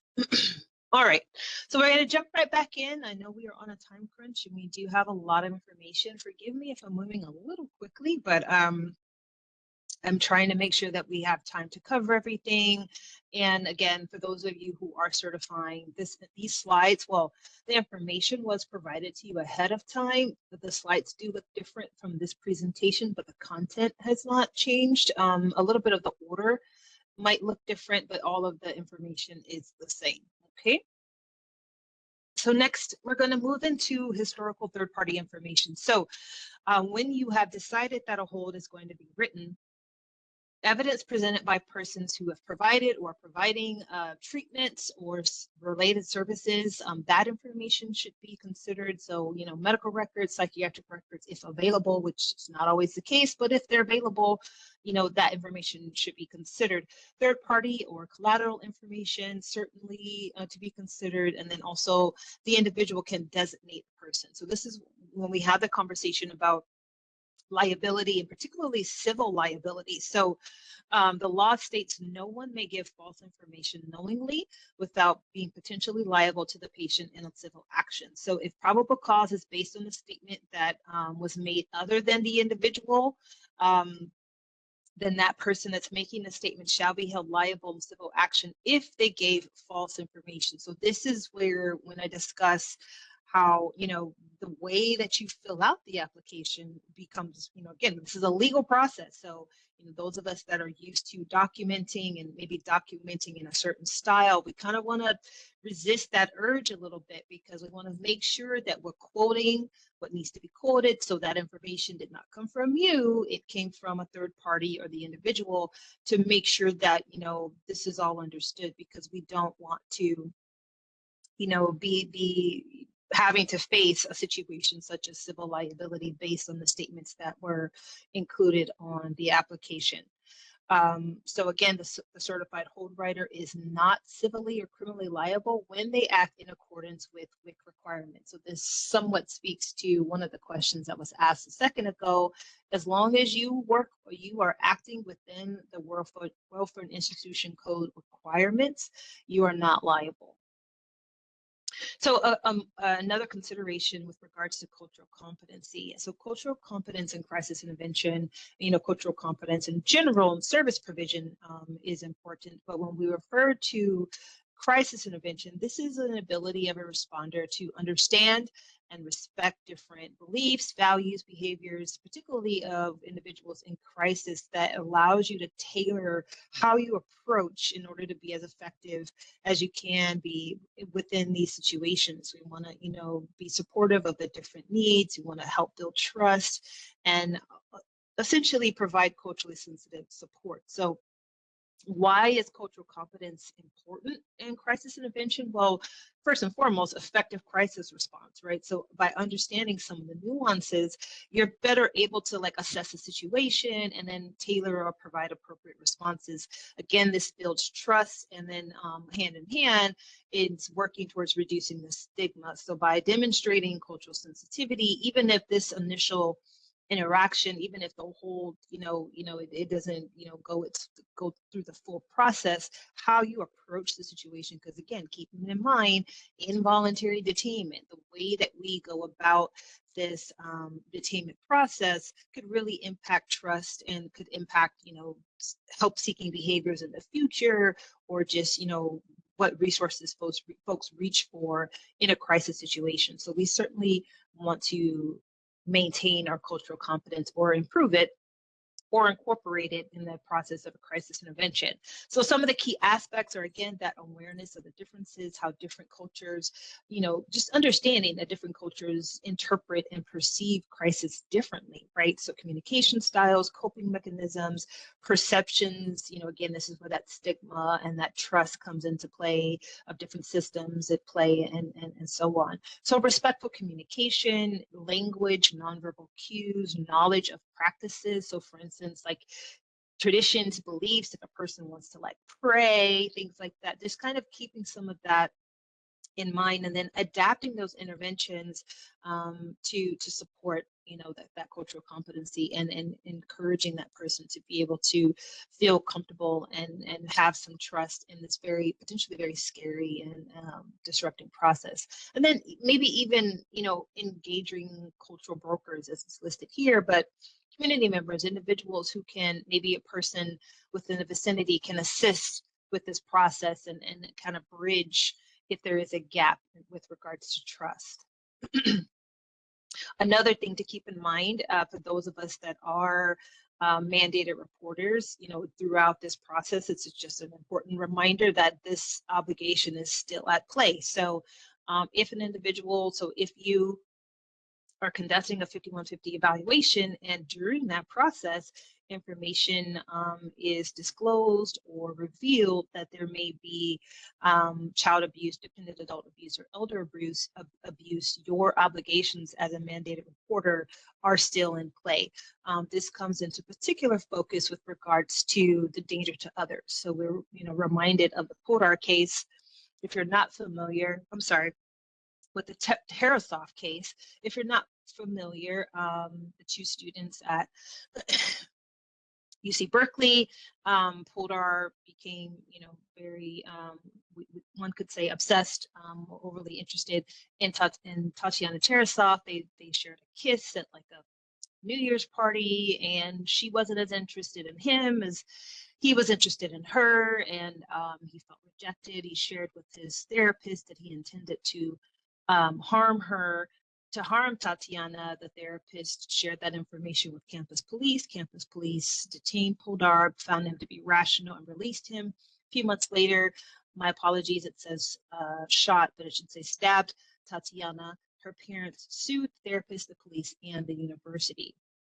So with regards to danger to others, this only applies to confidentiality considerations within the therapeutic relationship. However, it's shared in the context of this training more for education, but just as a reminder of how danger to others, the larger scope of it, right? And how the duty to protect comes into play for those of us that are bound by the HIPAA laws and confidentiality laws.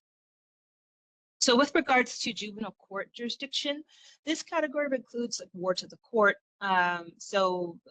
Minors who violated the law, so they may be under the WIC 601, 602, and then dependents of the court because their parents or guardians have been accused of abuse, neglect, or abandonment. So the juvenile court does not have the authority to commit minors except under the LPS Act.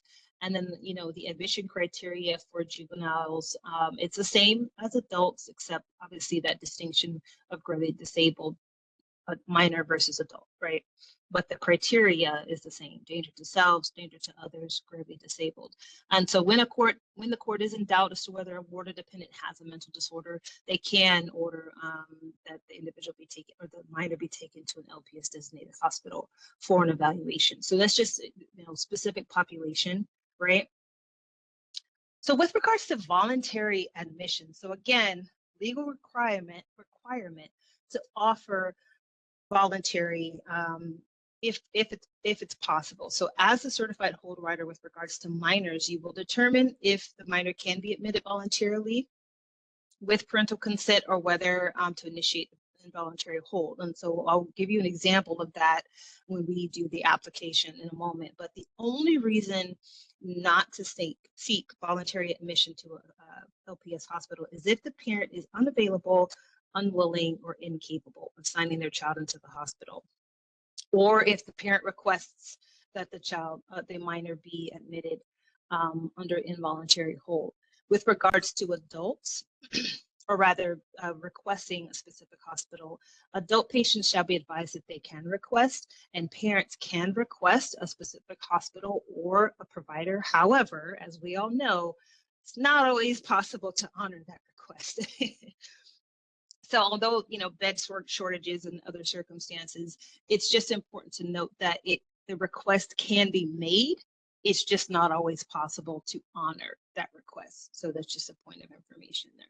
So speaking of voluntary crisis services, these are the voluntary centers. They are, again, voluntary. So we have the crisis walk-in clinics in Victorville and the Yucca Valley, and then we have the CSUs, the Merrill Center and the Windsor Center. And like I said, we did send out a packet, and all of that resource information is available to you.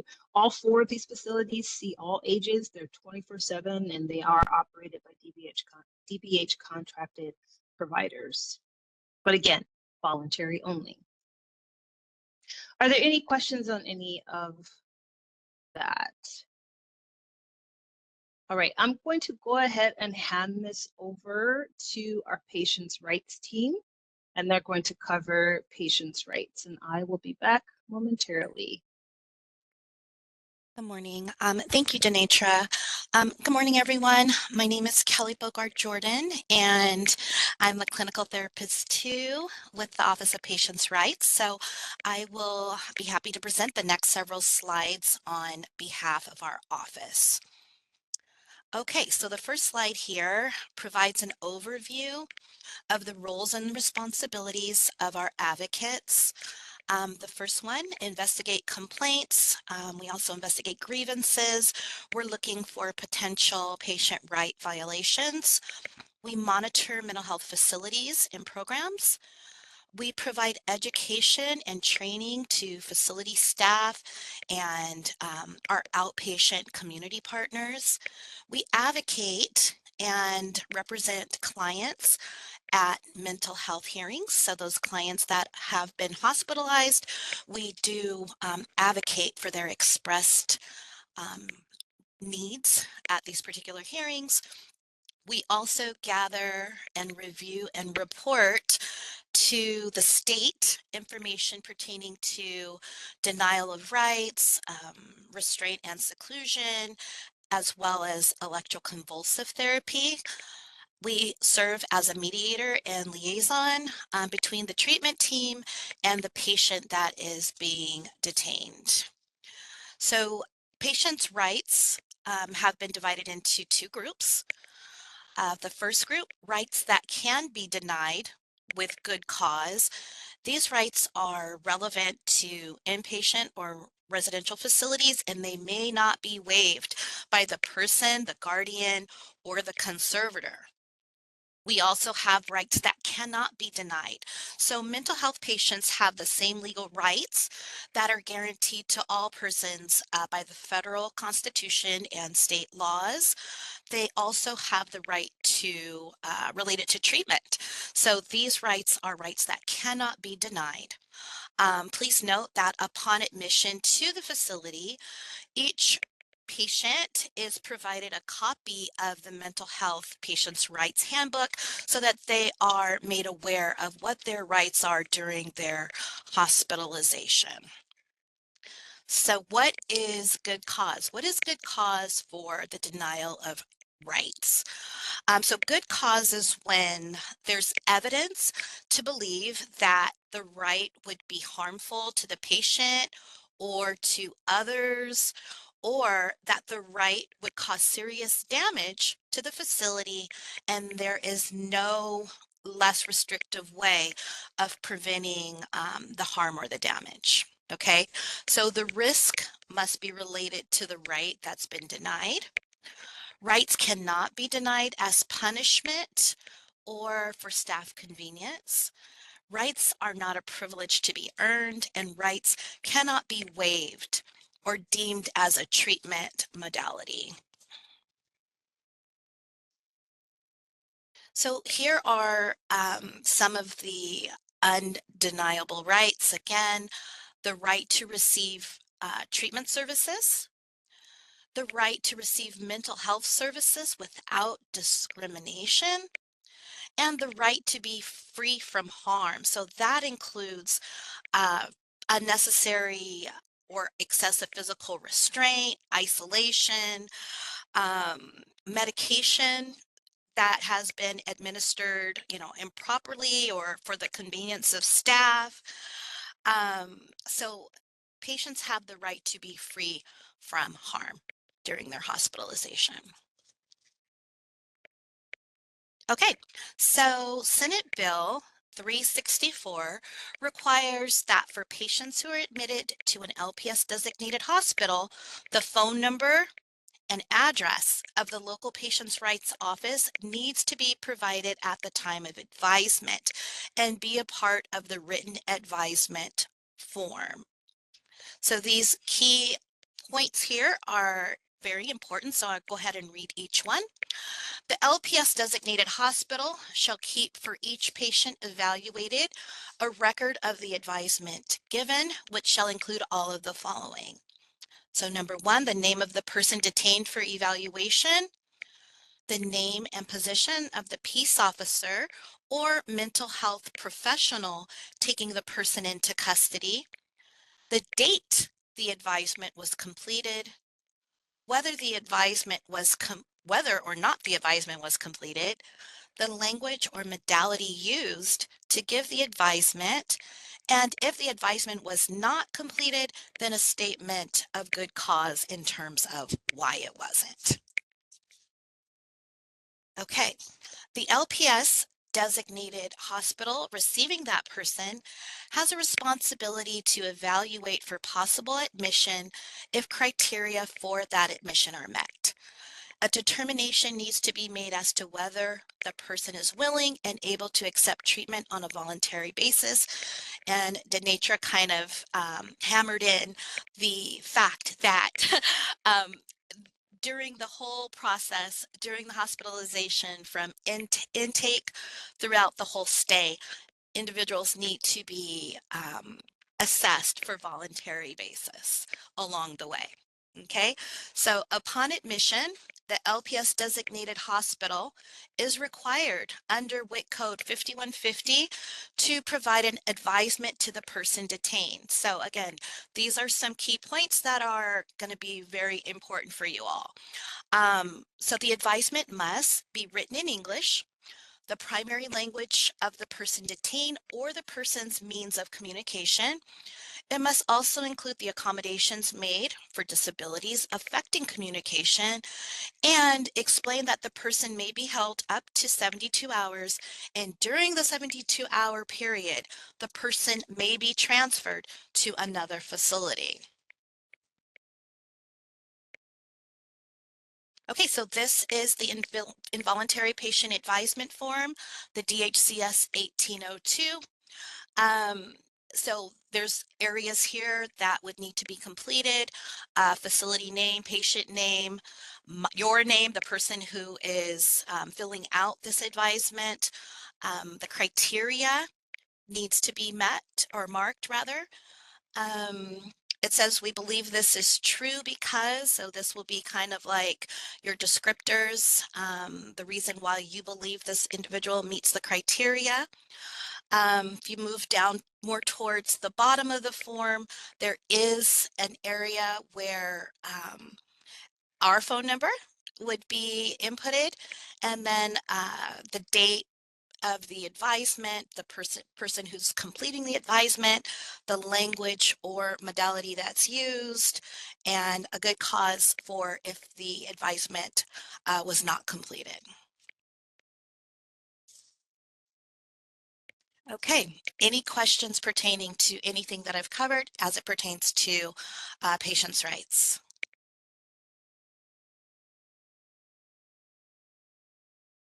Okay, I don't see anything. Thank you all. And Denitra? It looks like we have a hand raised. I don't know if you want to, I can't see you, but I can see your hand. Okay. Let's see. Okay, if someone has their hand raised, please feel free to ask your question. And there is a question in the chat box for you. Okay. Marie. Hi, so typically they would not accept the 5150 or that we cannot transfer a patient unless we have it designated as that's the accepting facility. But most of the times what they do is that they would take the information and then they would tell us they don't have a bed. Can we leave that blank until we determine the accepting facility? Let's go back. Can we go back to the form, Denitra?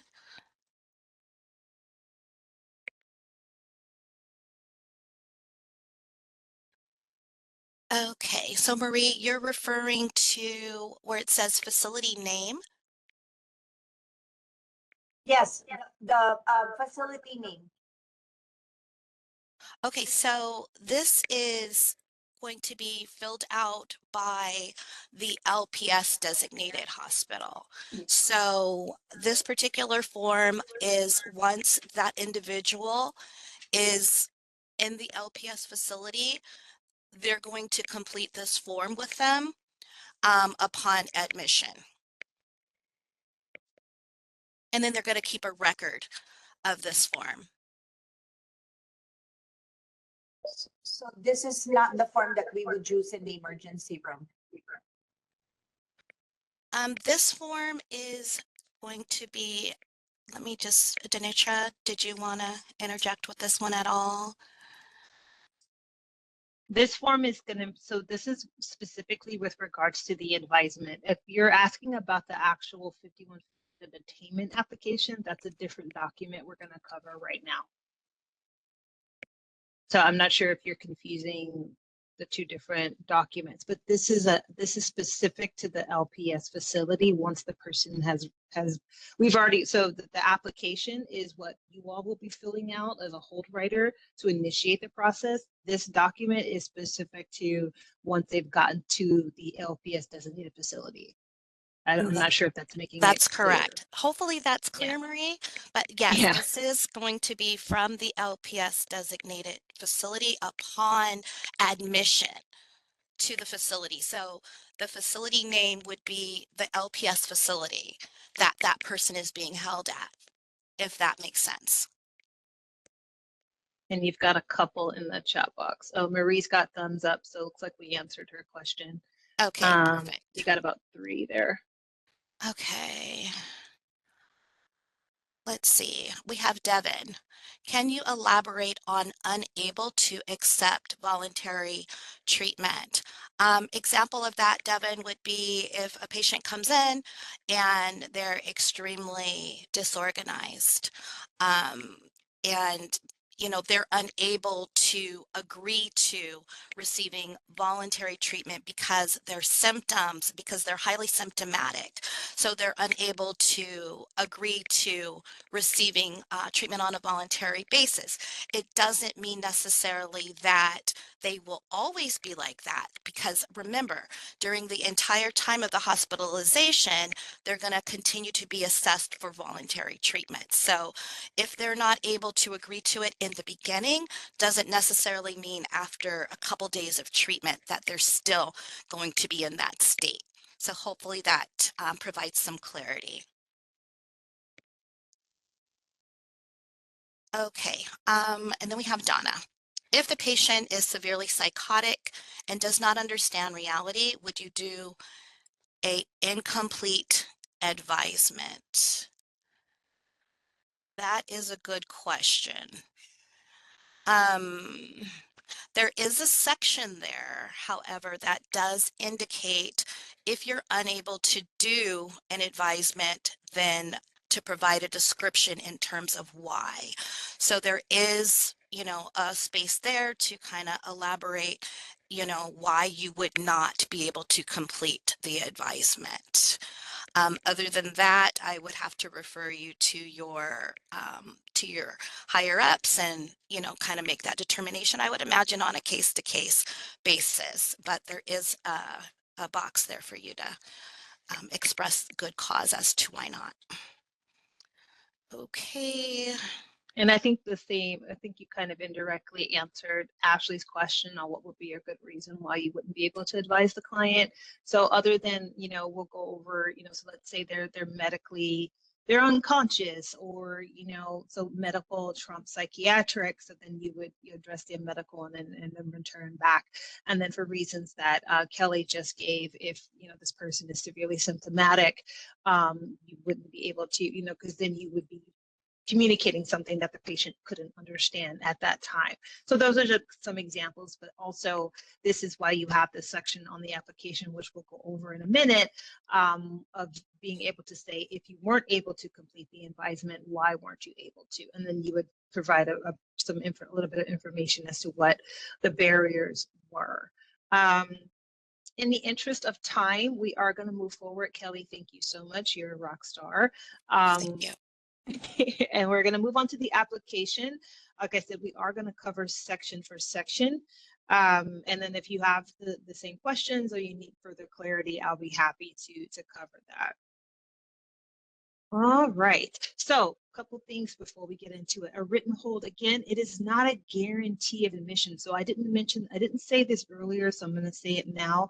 At the time of initiation of detainment, we do want to be careful with our language. So we don't want to say, for instance, oh, you know, you're going to go and you're going to be held for a couple of days. We actually don't know that. We, in our minds, we know that they can be held legally up to 72 hours. That does not necessarily mean that they will be. So we want to be careful, particularly if a person is symptomatic, you know, and as folks can tend to hang on to certain words that we say, and we want to just be conscious of what information we're giving.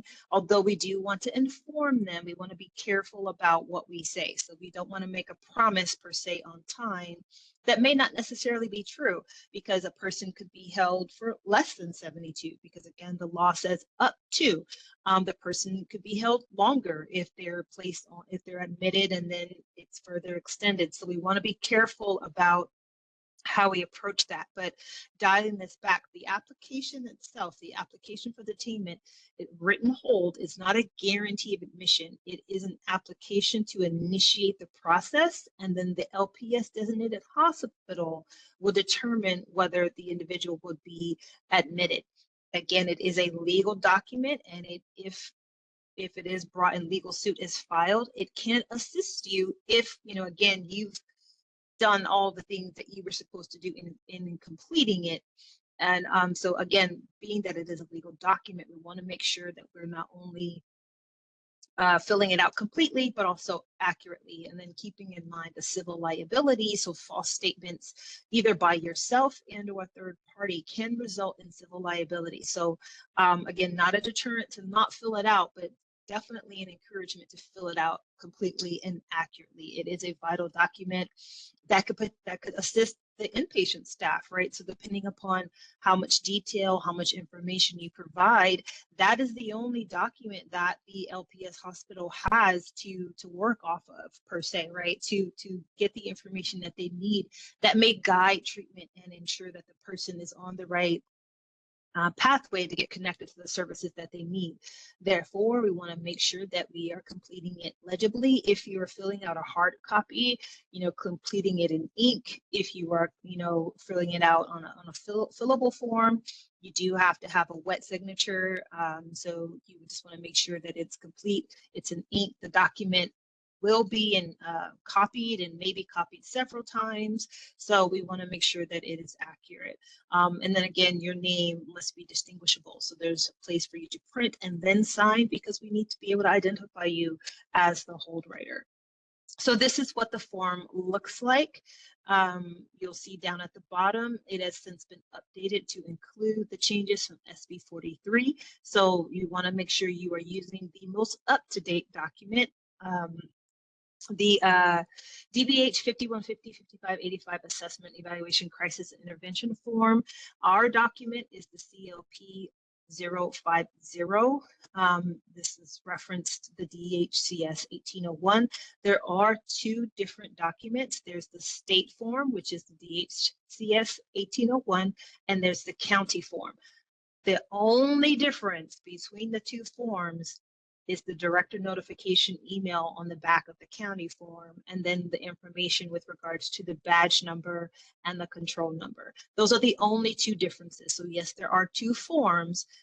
The only difference on the county form is that director notification. Okay, so just for reference information, the application for our county document was revised and renumbered in July 2020, and then again, most recently in 2024 to reflect SB 43's gravely disabled definition expansion. So this can be found on the documents page on the DBH website, the web address, and then the direct link. Again, if you are filling out a hard document, a hard copy, black ink is preferable, because you know this will be and can be copied several times. And again, it's a legal document, so we know black ink copies better, right? So we want it to be as clear as possible, so we can't try to decrease any type of confusing information. So the advisement, we've talked a lot about it. This is what it looks like. It is written verbatim on the application, but again, This is very, very important to make sure that we read this to the person, and it's legally required. Your name, your role, your agency, informing them they are not under criminal arrest, but they're being taken in for an examination, for evaluation, and then where. This is what the document looks like. So this first section here is the advisement. You're going to state your name and you're going to provide that advisement. You don't have to memorize it, though if you've written enough of them, you probably have, but it's spelled out there word for word. You're going to indicate complete advisement. If you, so for the what we've covered a second ago, if you aren't able to complete it, you would mark incomplete, and then that good cause for incomplete, that is where you will fill out that information as to why the advisement was not completed. Then again, you know, if the client's too sick, you know, or something's going on, medical trumps psychiatric, and so forth. You're also going to fill out the modality, so what language it was provided, and then entering your name, your position title in the boxes provided there. The next part, you're going to write the name of the accepting facility. I did cover this earlier, but we'll circle back. You, because you are a designated hold writer by the San Bernardino County, you can write any San Bernardino County LPS designated facility. You cannot write, and it used to say, please do not write any LPS facility.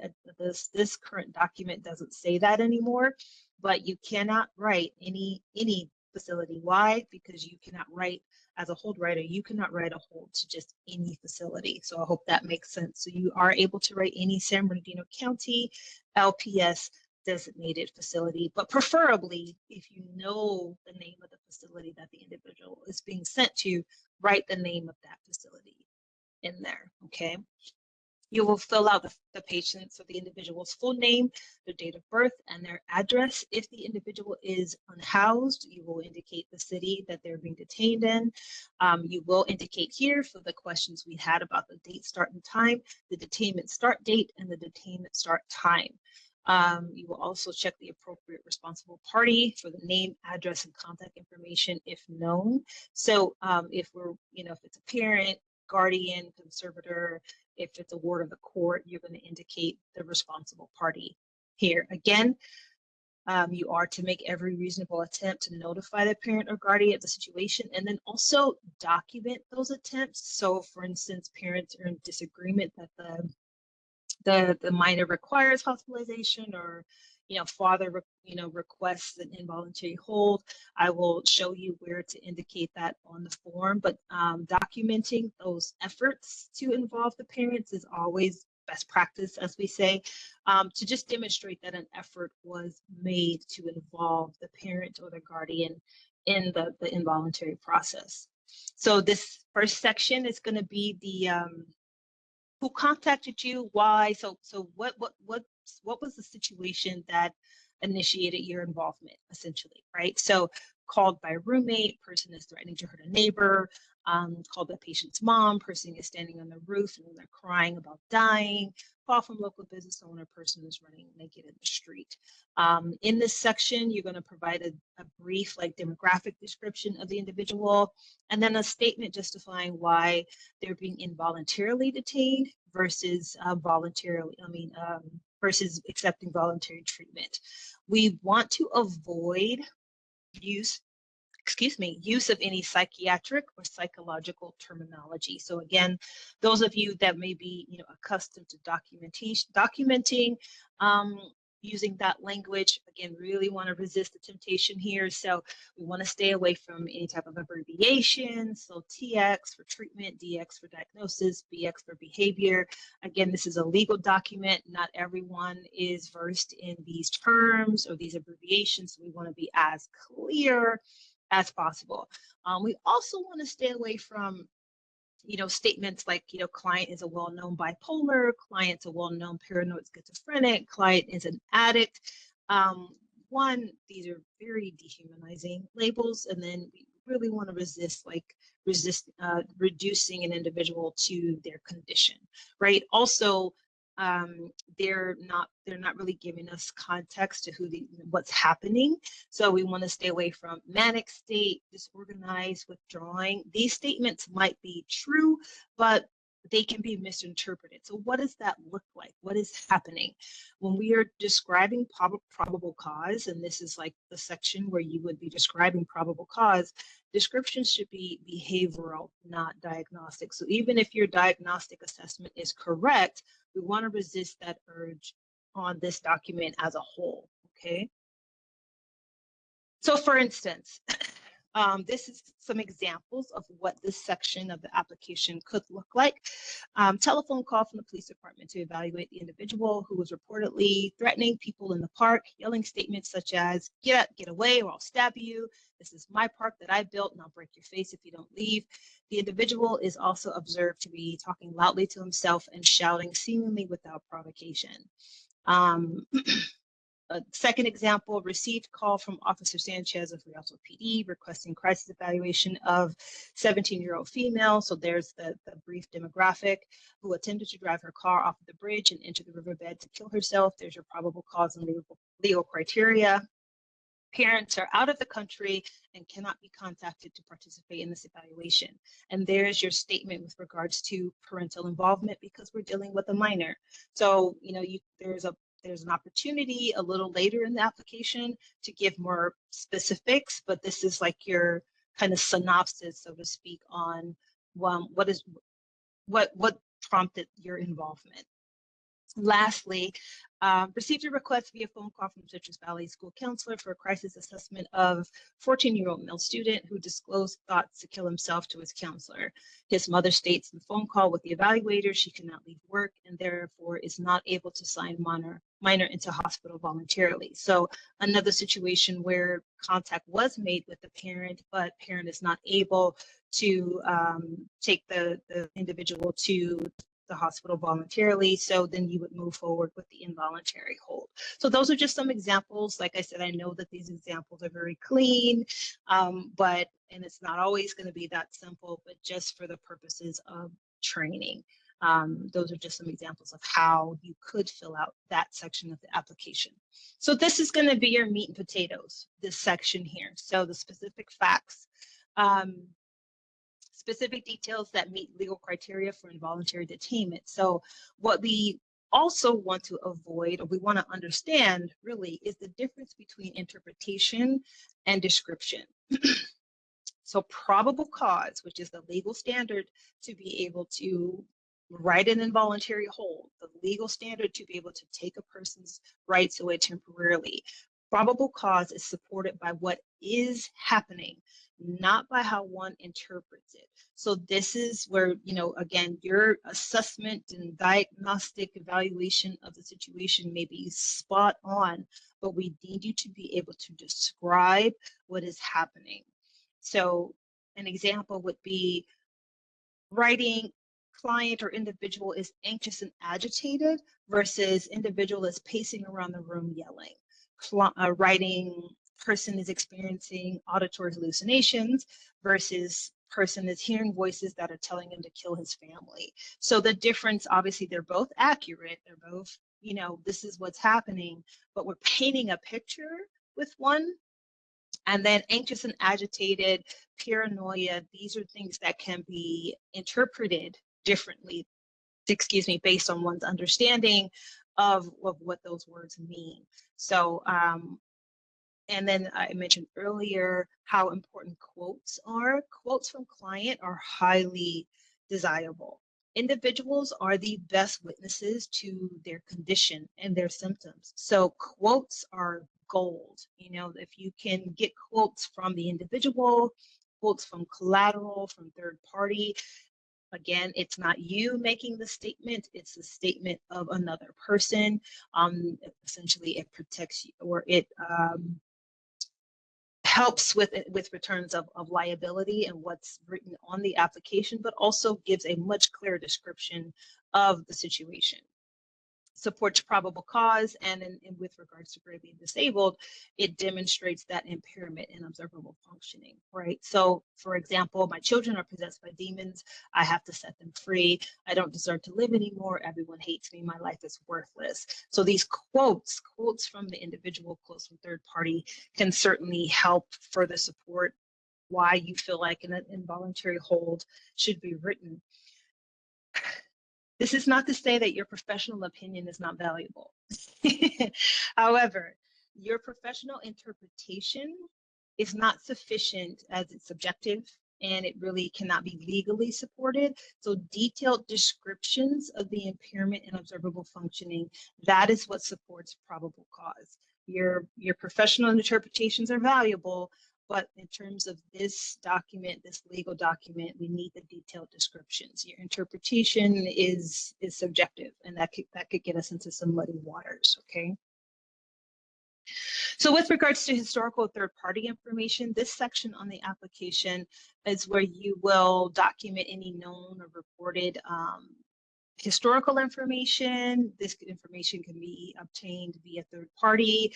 I like to use the acronym FIDO, but if it's known to you, frequency, intensity, duration, onset. So how often, how intense, how long did it last, when did it start? If you have that information and it's available, it can certainly help, because again, this document can also be used to help support the psychiatric team if the individual is admitted. So any information obtained can be helpful in ensuring that the person is getting the treatment that they need. You must indicate whether the information that's been provided influenced your decision or not. Check the second box if the information that's provided had no bearing on the current incident. Sometimes information is provided and it's helpful, but it didn't necessarily inform the hold. If no historical information is available, you don't want to leave that blank. You want to mark it and say, none known or unable to obtain. It is important to note here, collateral information alone. So just collateral information alone is not enough to write the hold on. It is sufficient to support the justification for probable cause, but just being given collateral information, you need more. So it's helpful, but it can't hold, you can't write a hold just solely based on collateral information, on only what, happened via third party. You need more. You need your observations. You need to be able to support the legal criteria. Support probable cause for legal criteria.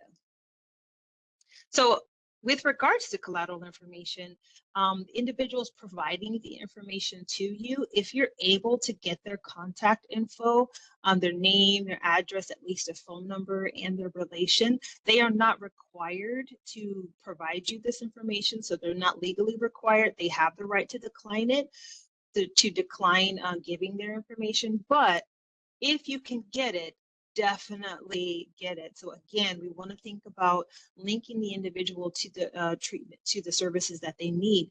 Maybe the hospital might need more information or might need more history. So who would they contact to get that information? So if that contact info is already made available on the application, it could streamline that process. So if you're able to get it, certainly get it. Don't forget to ask for it, but they're not required to provide it. So a couple of things to refrain from. What we don't want to do is document confidential information on the application. So we don't want to document any medical conditions. We don't want to document diagnosis or specific conditions on the application. We don't want to speculate or predict future behavior. We can't write a hold based on what they might do in the future. We can only just document what's happening currently, third-party information, what the person has said, and document those quotes. We definitely don't want to document medications or prescriptions. However, if you're able to, definitely have the individual bring those medications with them, because again, that can help the psychiatric team once they're at the facility. And we want to refrain from diagnosing the individual. So again, even if your diagnosis is accurate. We want to stay away from diagnosing them and writing that diagnosis on the application. So probable cause is based on risk of harm, not necessarily based on your interpretation of what's going on, even if it's accurate. So the next section, this is what I mentioned earlier about gravely disabled and not having to distinguish between if it's a mental health disorder or severe substance use disorder. You just have to indicate gravely disabled. And then again, as you're filling out the application, you would essentially spell out the impairment in observable functioning. So you would indicate danger to self, danger to others, gravely disabled, or gravely disabled adult, or gravely disabled minor. So only the one box. This section is primarily for police officers, but it's important for you to understand what it is. So if the individual being detained committed a crime or is in possession of a firearm, if there's law enforcement that is involved, the law enforcement officer will put their name and their phone number here, and it is required that they are notified if the individual being detained is released, because again, there's then they have to go on their next step in their journey if there's a criminal offense or if there was a firearm that was confiscated.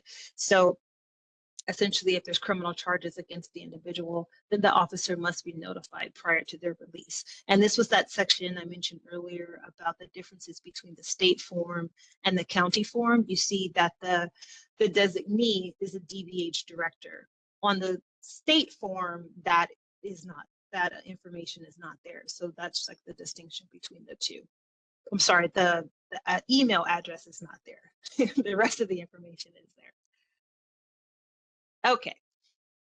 And I believe this came up earlier. So at the end of the application, once you've completed everything, you're going to make sure that you indicate the agency name, that address, the city, your name, your degree, your license. When it says ID number, that's your control number. And the reason why it says badge or ID, obviously, because the application is intended for law enforcement and for certified hold riders to complete. So that is where you would enter your control number, not your NPI number, your control number, and then your contact phone number. You do have to, again, print your name and then sign your name and then the date and time. Military time is best practice. It's the easiest to differentiate. It decreases the confusion of, like, the A and the P, right? So it's just to kind of make sure we're keeping to that 72-hour clock.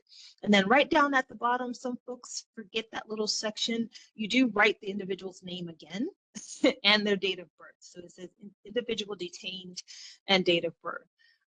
Sometimes that little piece gets missed. All right, so just in case that I went through that too fast, we're going to do a vignette activity. Don't worry, you don't have to do anything. It's all going to be me. We're just going to follow along, but we're going to actually fill out the hold based on a scenario. Okay, so this is the situation. Get a deep breath. Okay, so parents called 911 due to their 15-year-old son getting into a verbal altercation with dad over screen time usage. Parents report that the youth has been struggling with depression symptoms, suicidal ideation, isolation, sadness for the past 2 years, and that he can be impulsive and often has explosive, angry outbursts. The youth at the end of the verbal altercation stated, "I'm so tired of this. I'm tired of you, and I'm tired of my life. I'm done. I'm out of here," and then ran from his home towards the highway overpass nearby. You arrived shortly after the youth arrived at the overpass. You asked the youth to step away from the edge of the overpass, and he states, "I want to die. I'm so overwhelmed. Just put me out of my misery. Either call the cops so they can shoot me, or I'll just end it right now and jump." The youth does come away from the edge of the overpass and sits on the sidewalk nearby. However, continues to state that he does not see the point in living and wants to die. So based on the information, we have probable cause to write a 5585. So this is what you would write. You would Introduce yourself. My name is Aurora Monroe. I had to fill out this application using information that could not be identifiable. So mad props to anyone who can tell me who Aurora Monroe is. You will complete the advisement. I am a behavioral health professional with Loma Linda Behavioral Medicine, Department of Behavioral Health. You are not under criminal arrest, but I am taking you for the examination of my behavioral health professionals at Loma Linda Behavioral Medicine Center. You'll be told your rights by the behavioral health staff. So I completed the advisement. This is the date, 4/1/25. And then I put NA because I was able to complete the advisement. I fill out my name, Aurora Monroe. I'm a clinical therapist, and I gave the advisement in English. I'm writing the whole to Loma Linda. And the minor's name is John Doe, birth date, and then the address. The detainment start date is 4/1, and the time is 1700, so 5 p.m. Next up, I made contact with the parent, so that's the responsible party, and then the detained person's condition: 15-year-old male. There's your demographic information. Ran away from parents' home and towards the freeway following an argument with his father. Parents consent to involuntary hold due to concerns that further interaction will increase minor's agitation and threaten his safety. So yes, Sean, great job. I'm going to ask you if you've picked up on a couple of errors as we go through. I'm going to see if anybody can catch them. They're very, very small, but very, very small. So the next step will be specific facts I've considered. Minor was standing on the edge of the highway overpass and stated, "I want to die. I'm so overwhelmed. I'm just going to jump. I don't see the point in living anymore. Life is too hard. Please just put me out of my misery. Either call the cops so they can shoot me, or I'll just end it right now and jump." So this is what we would fill out. Somebody got me on my language. Oh man, my grammar is poor. Thank you, Christine. Okay, so the last one here is I have considered the historical course of the person's mental health disorder. And the information I'm going to include is parents report minor has been staying in his room a lot and doesn't talk with friends anymore. He's made statements about wanting to die or not wanting to live anymore, blows up easily when upset, and just does or says things without thinking. Parents were offered voluntary treatment, but minor refused, stating, "No, I'm not going anywhere with you. I don't need to go to a hospital. I'm not crazy." That should be in quote. I didn't mark no reasonable bearing, and I didn't mark no information because we do have information. Parents were willing to give me their contact information, so I got their names, the address, their phone numbers, and then indicated their relation. Based upon the above information, I indicated danger to self. There was no officer involvement or police and law enforcement involvement, so it didn't have to fill out the notification of release. Next slide. Or the next section, this will be my agency, so San Bernardino Department of Behavioral Health, the address, city, state, zip code, my name, yes, Storm, X-Men, title, clinical therapist, control number, my phone number, my wet signature, the date, and the time. In this case, the time matches, though I do understand that that's not always the case. And then I entered the individual's name again and date of birth. So thank you, Christine. I actually didn't realize that error was there. But that's essentially how the application would be filled out. And that's essentially like the step-by-step process of how to fill out the application. So in review, you're going to, kind of go through this mental check, right? So was the advisement given, not given? Was the location of where the individual was being detained included? Did you include the name, the date of birth, the address of the individual, time and date of the start of the detainment? Did you mark off the boxes for whether or not voluntary treatment was occurring? For responsible party, if the individual was part of the juvenile court jurisdiction, how they came to your attention? Did you include all that information, reasons to support why the individual is being detained with regards to legal criteria, historical collateral information? Was there a need to complete the notification of release, or whether or not there was a criminal complaint? And then your name, your title, your program, your control number, address, and phone number. Did you sign it, date it, and put the time?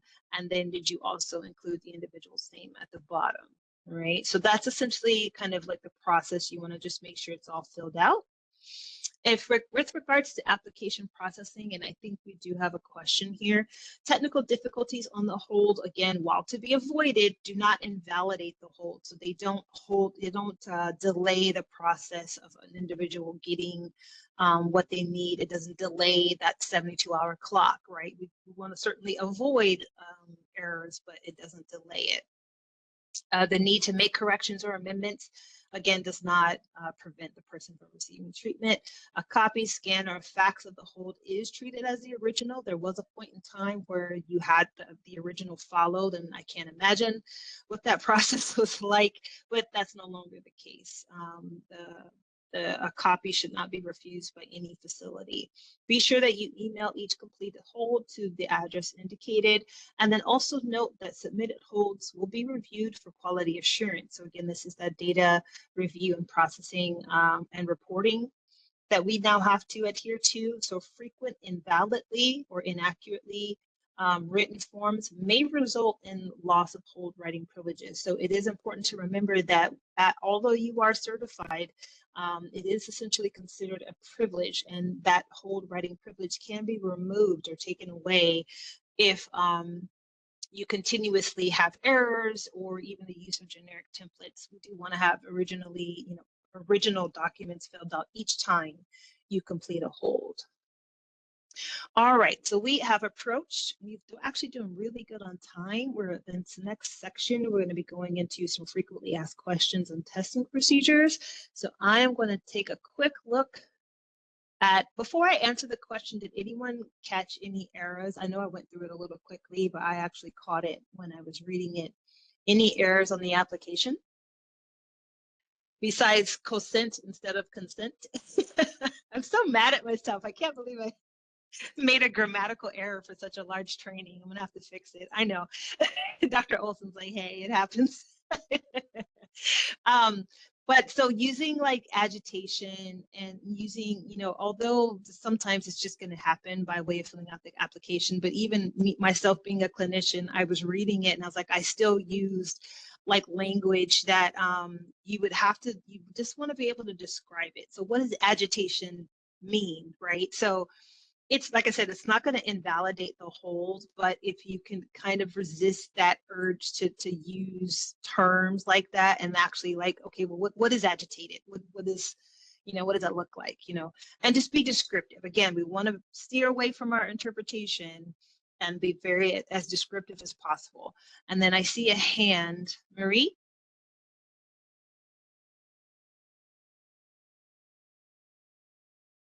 You can open your mic or you can type into the chat box. Okay, let's see. Devin, you got quite a question here. Let me see. Is someone other than the original hold writer allowed to correct inaccurate or missing information? Ooh.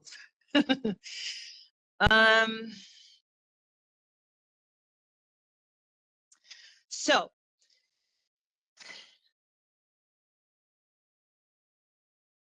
this is a legal, this is a legal document. So what I will say, I have to just kind of revert back to what I just stated a second ago. Errors do not invalidate the hold. We want to avoid them. So if with regards to how like actual documentation errors, I would have to defer you to your leadership because those get filed and those, are written by the hold writer.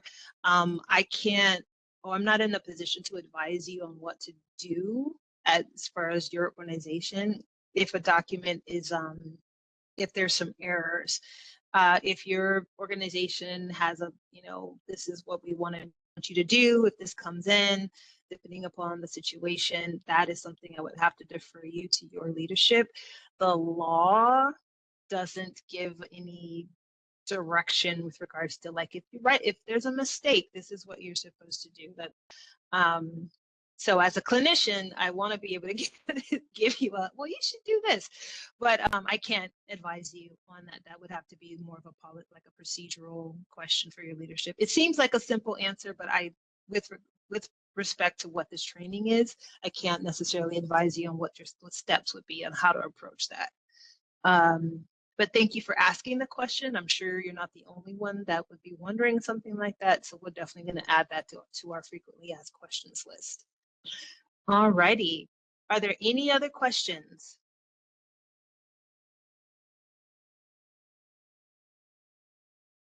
Cool.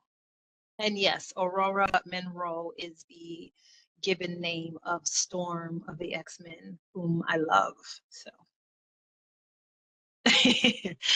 Okay, so moving into our frequently asked questions section. So just to kind of a little bit of a review, application for detainment for minors or 5585 can be done against the parent's wishes. So again, if you've determined that treatment is necessary, that psychiatric intervention is necessary, that the minor is either a danger to themselves, a danger to others, or gravely disabled, and the parent is unwilling, you are able to go ahead and write that hold. You are legally able to do that.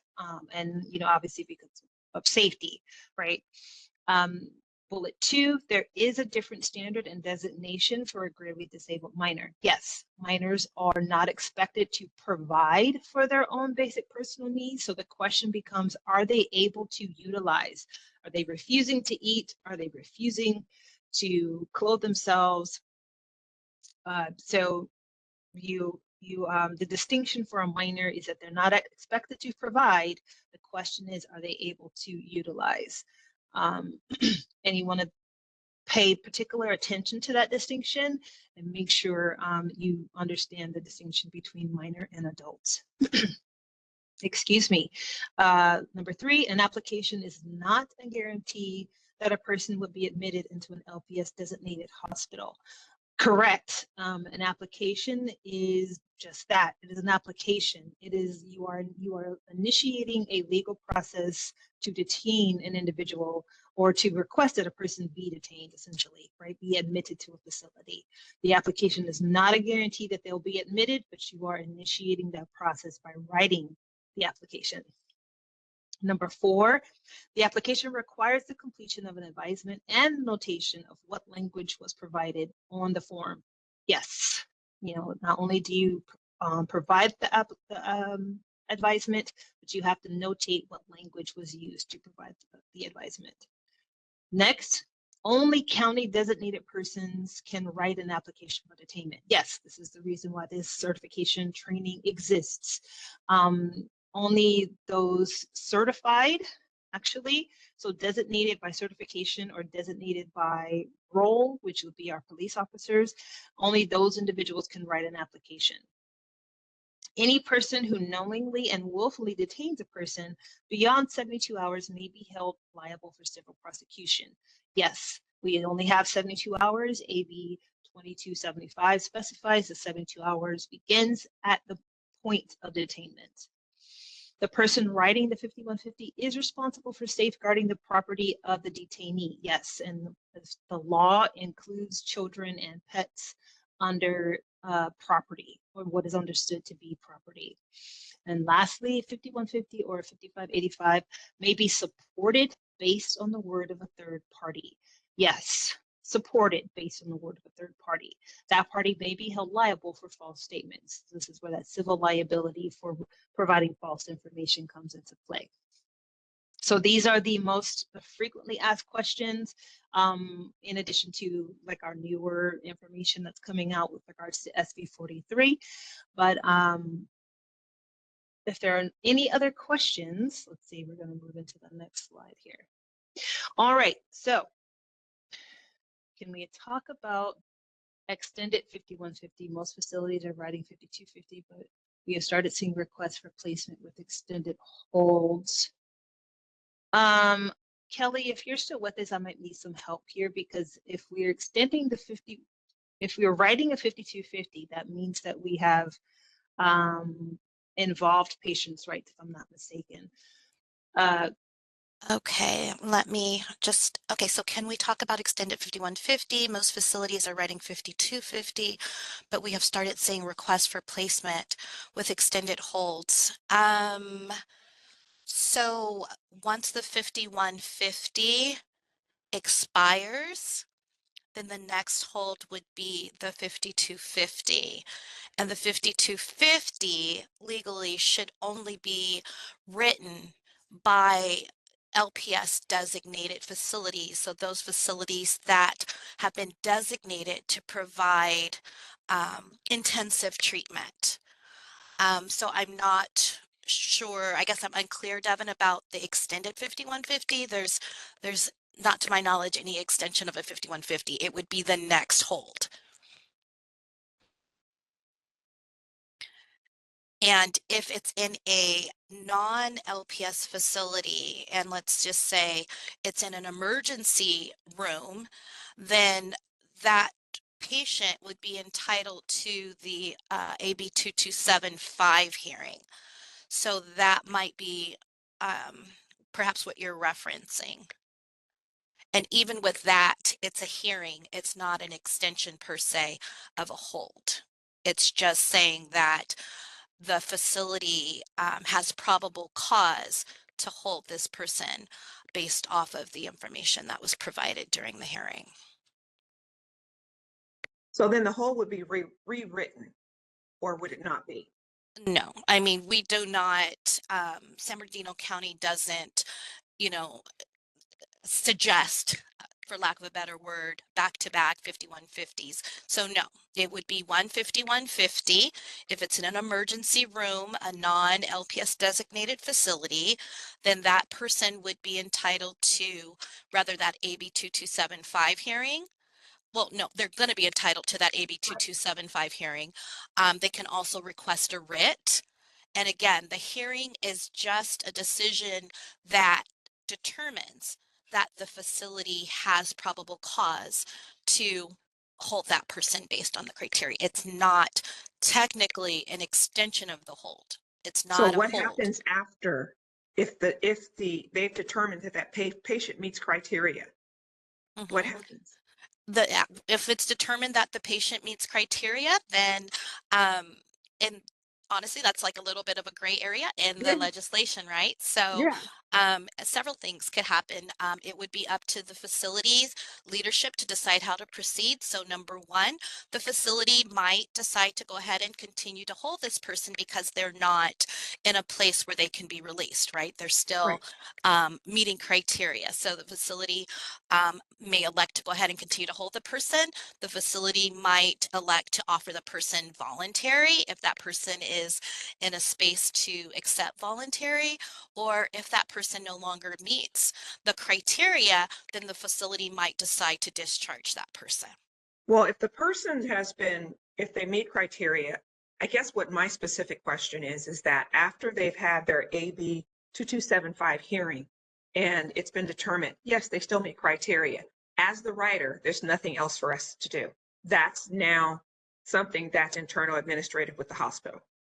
That is something that, yeah, once the writer, I mean, even at that point, the writer would technically kind of be out of play because Okay. the AB 2275 hearing will not occur until the 72-hour hold has Right. expired. Right. So once that's expired, then we're notified, patient's rights, and then we're going to participate in the hearing with the patient and the hearing officer. Okay. So just to clear, we're out of it after the hearing because we've Yeah, been you're asked to out come of it. back and write. Once you write the Okay. hold and Yeah. it's determined this person needs to be Okay. held, then the hold writer is technically out of All the. right. Thank you. Mhm, you're welcome. Kelly, thank you so much for that. But yeah, it is important to, I think a lot of folks, let's just be all honest here, like a lot of the concern comes down to liability and where does our liability start and stop? And so these questions are important. So thank you for asking them, Dr. Thomas, because that's kind of, it's like, but I think that that's good too, because we're communicating that this is a very serious situation. There's a lot involved. It's not to be taken lightly. It's just certainly ensure that we're doing the steps, we're following what the law says. We do also acknowledge that the law is a little vague on some ends and very specific on some ends. So when it does come to liability, if you are following the steps as the hold writer, you complete the application, you get the individual connected to the LPS designated hospital. Once they are at the LPS hospital, essentially as the hold writer, you've done your due diligence, essentially. I've got And one more then- follow-up question. Go for it. Okay, all right. Okay, so, you know, and I'm asking these questions because this has actually happened. I was in the ER working, it was a female, 32 years old. She had been there probably 4 months, 4 months. And, you know, they want to rewrite and hold. Of course, we weren't going to do it. But then I witnessed this person try to harm herself. So in that situation, as the writer, as a clinician, am I obligated to write a hold on that person because I've just witnessed them trying to hold themselves? I mean, trying to harm themselves, excuse me. Does it make sense? She grabbed some trauma shears, scissors to hurt herself. But she's witnessed already on a hold. Her hold had expired 3 or 4 months ago. Okay. 4 months ago, maybe. So just so I'm clear, and this is Kelly again. So her initial psychiatric hold expired, Yes. and during that period, she was treated for like a medical condition in No. between? No. She was on hold because they couldn't find placement for her. Well, Oh, okay. initially, I think it was suspected malingering, right? Okay. However, so I go back in to reassess her. We're not going to write a hold because we can't do that. We can't write a consecutive hold. I'm about to leave. I witnessed this person grab some trauma shears and trauma scissors to harm herself. So as a clinician and as a writer, I feel that that's my obligation to, again, detain this person. So am I allowed to do that? According to what we just talked about, no. But that's the gray area again. Oh, well, I would say for that, once the hold has this initial hold, and we're talking about a non-LPS facility, I'm Yes. imagining. So once the initial hold has expired, you guys are still detaining her though because she's continuing to meet criteria, correct? So Yes. she And had she can't her, find placement. okay, so no placement, but she's still receiving psychiatric treatment, right? No. She's not receiving any psychiatric treatment. There's no psychiatric treatment in the ER. So nothing, you're not doing anything. So on that one, I think that would be kind of one of those case by case. Maybe address it with leadership at that time, just so that they can kind of give you further direction. I hear what you're saying, but again, San Bernardino County doesn't necessarily, acknowledge back-to-back Right. holds. So But she's in still witnessing being the held. patient do that, I'm sorry. in witnessing the patient do that, grabbing the shears, trying to stab herself in the stomach. It sounds like she's still being held on that initial hold, though. Yes. Right. So then she's still Still a being held gray on that. Yeah. So still that gray area. I would refer you back to leadership on that, Okay. to kind of get more clarity in terms of how your facility would want to address that particular situation. Okay. Thank you. Mm-hmm.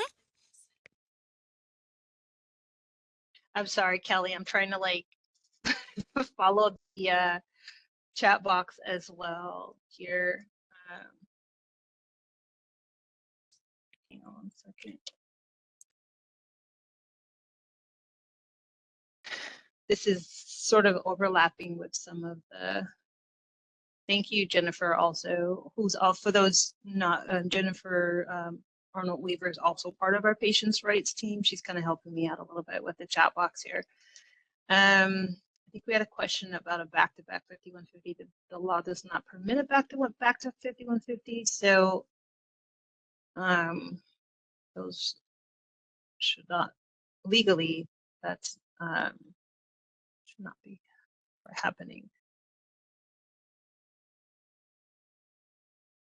Okay. The certification for oral writing is valid 1 or 2 years. No, it's 2 years. You're certified every 2 years. You'll have to come back and come back to this training every 2 years once you have passed the test and submitted the attestation. So it is important to note, and thank you for that question, Carrie. We're going to go into our testing procedures. I am noticing the time, got about 7 minutes, and I want to initiate the test. But so completing this training and then taking the test, once you pass the test, you have to sign it, submit, and resubmit the attestation. So even though you passed the test, we still need that attestation back. So that completes the whole process. So, congratulations on passing it, but also make sure you sign and submit that attestation. And then that point, your certification becomes active. I think I missed a couple of questions here. I'm trying to go back.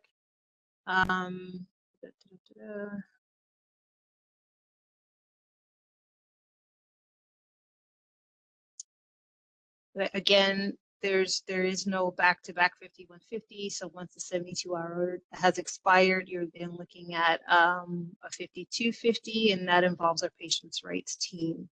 For the Kathy's question, patients 5250 expires, 5270 is not upheld in San Bernardino County. Again, this is getting a little bit into muddier waters with regards to our systems of care questions. So I would have to, again, encourage you all to refer back to your leadership.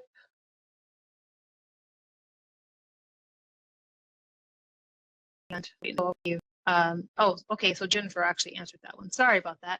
Okay. I'm trying to look at all this. All right, so if there are any more questions, and thank you so much for those of you that did ask them. This is complicated and it's not clean cut. I wish it were. And I know that SB 43 is adding some additional layers to this whole process.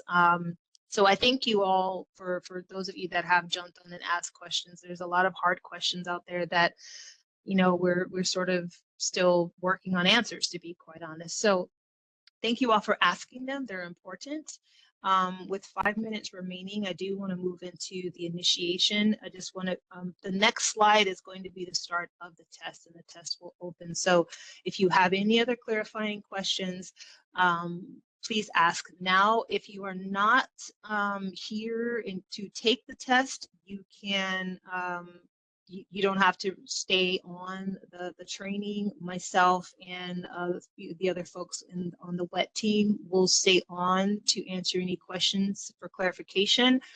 I'm not able to answer any questions with regards to the test. I can try to provide clarification, but if that clarification gives you the answer, I won't be able to answer that question. So I'll do my best based on what the question is, but we'll still be here if you have questions. Once you've completed the test, you don't have to stay here on the WebEx. So without further ado, I will move into our procedure slide. And actually, Dennis, are you with us? Yes, I am here. Okay, I'm going to hand it off to Dennis. Sure.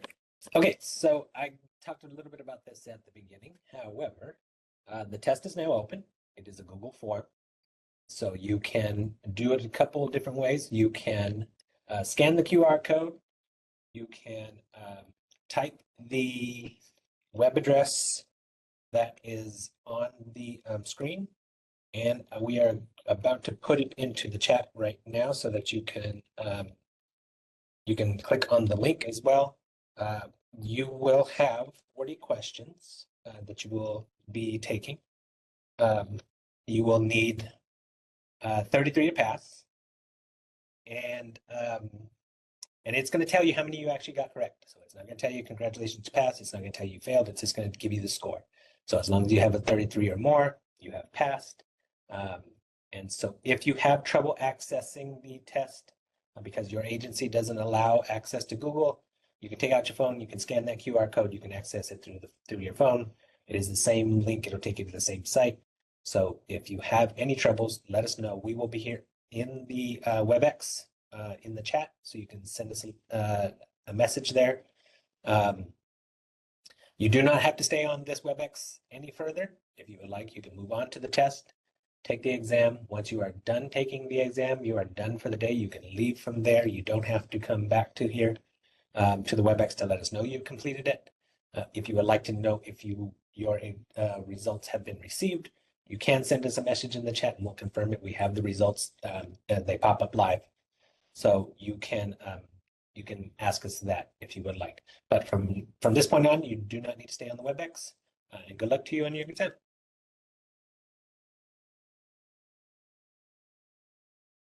Okay, I have further questions.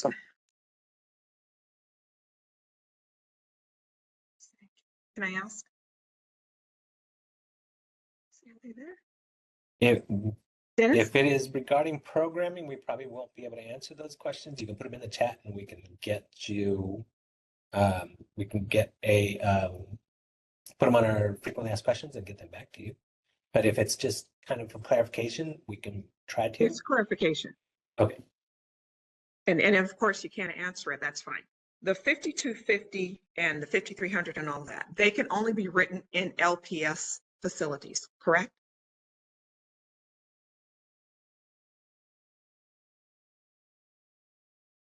Okay. Denatra is on and she's not. Yes, but I sorry. believe she mentioned that earlier. Yes.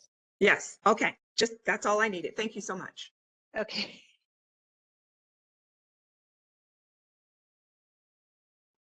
I guess just a quick question. Is it okay when I use the QR code, it automatically like defaults to my Gmail and I can't seem Yes. to, is that okay? Even though it's a Yes. different, Yeah, we know the VA has issues, so you can Got it. you can utilize that. As long as your name is on there, we'll be able to verify. thank you.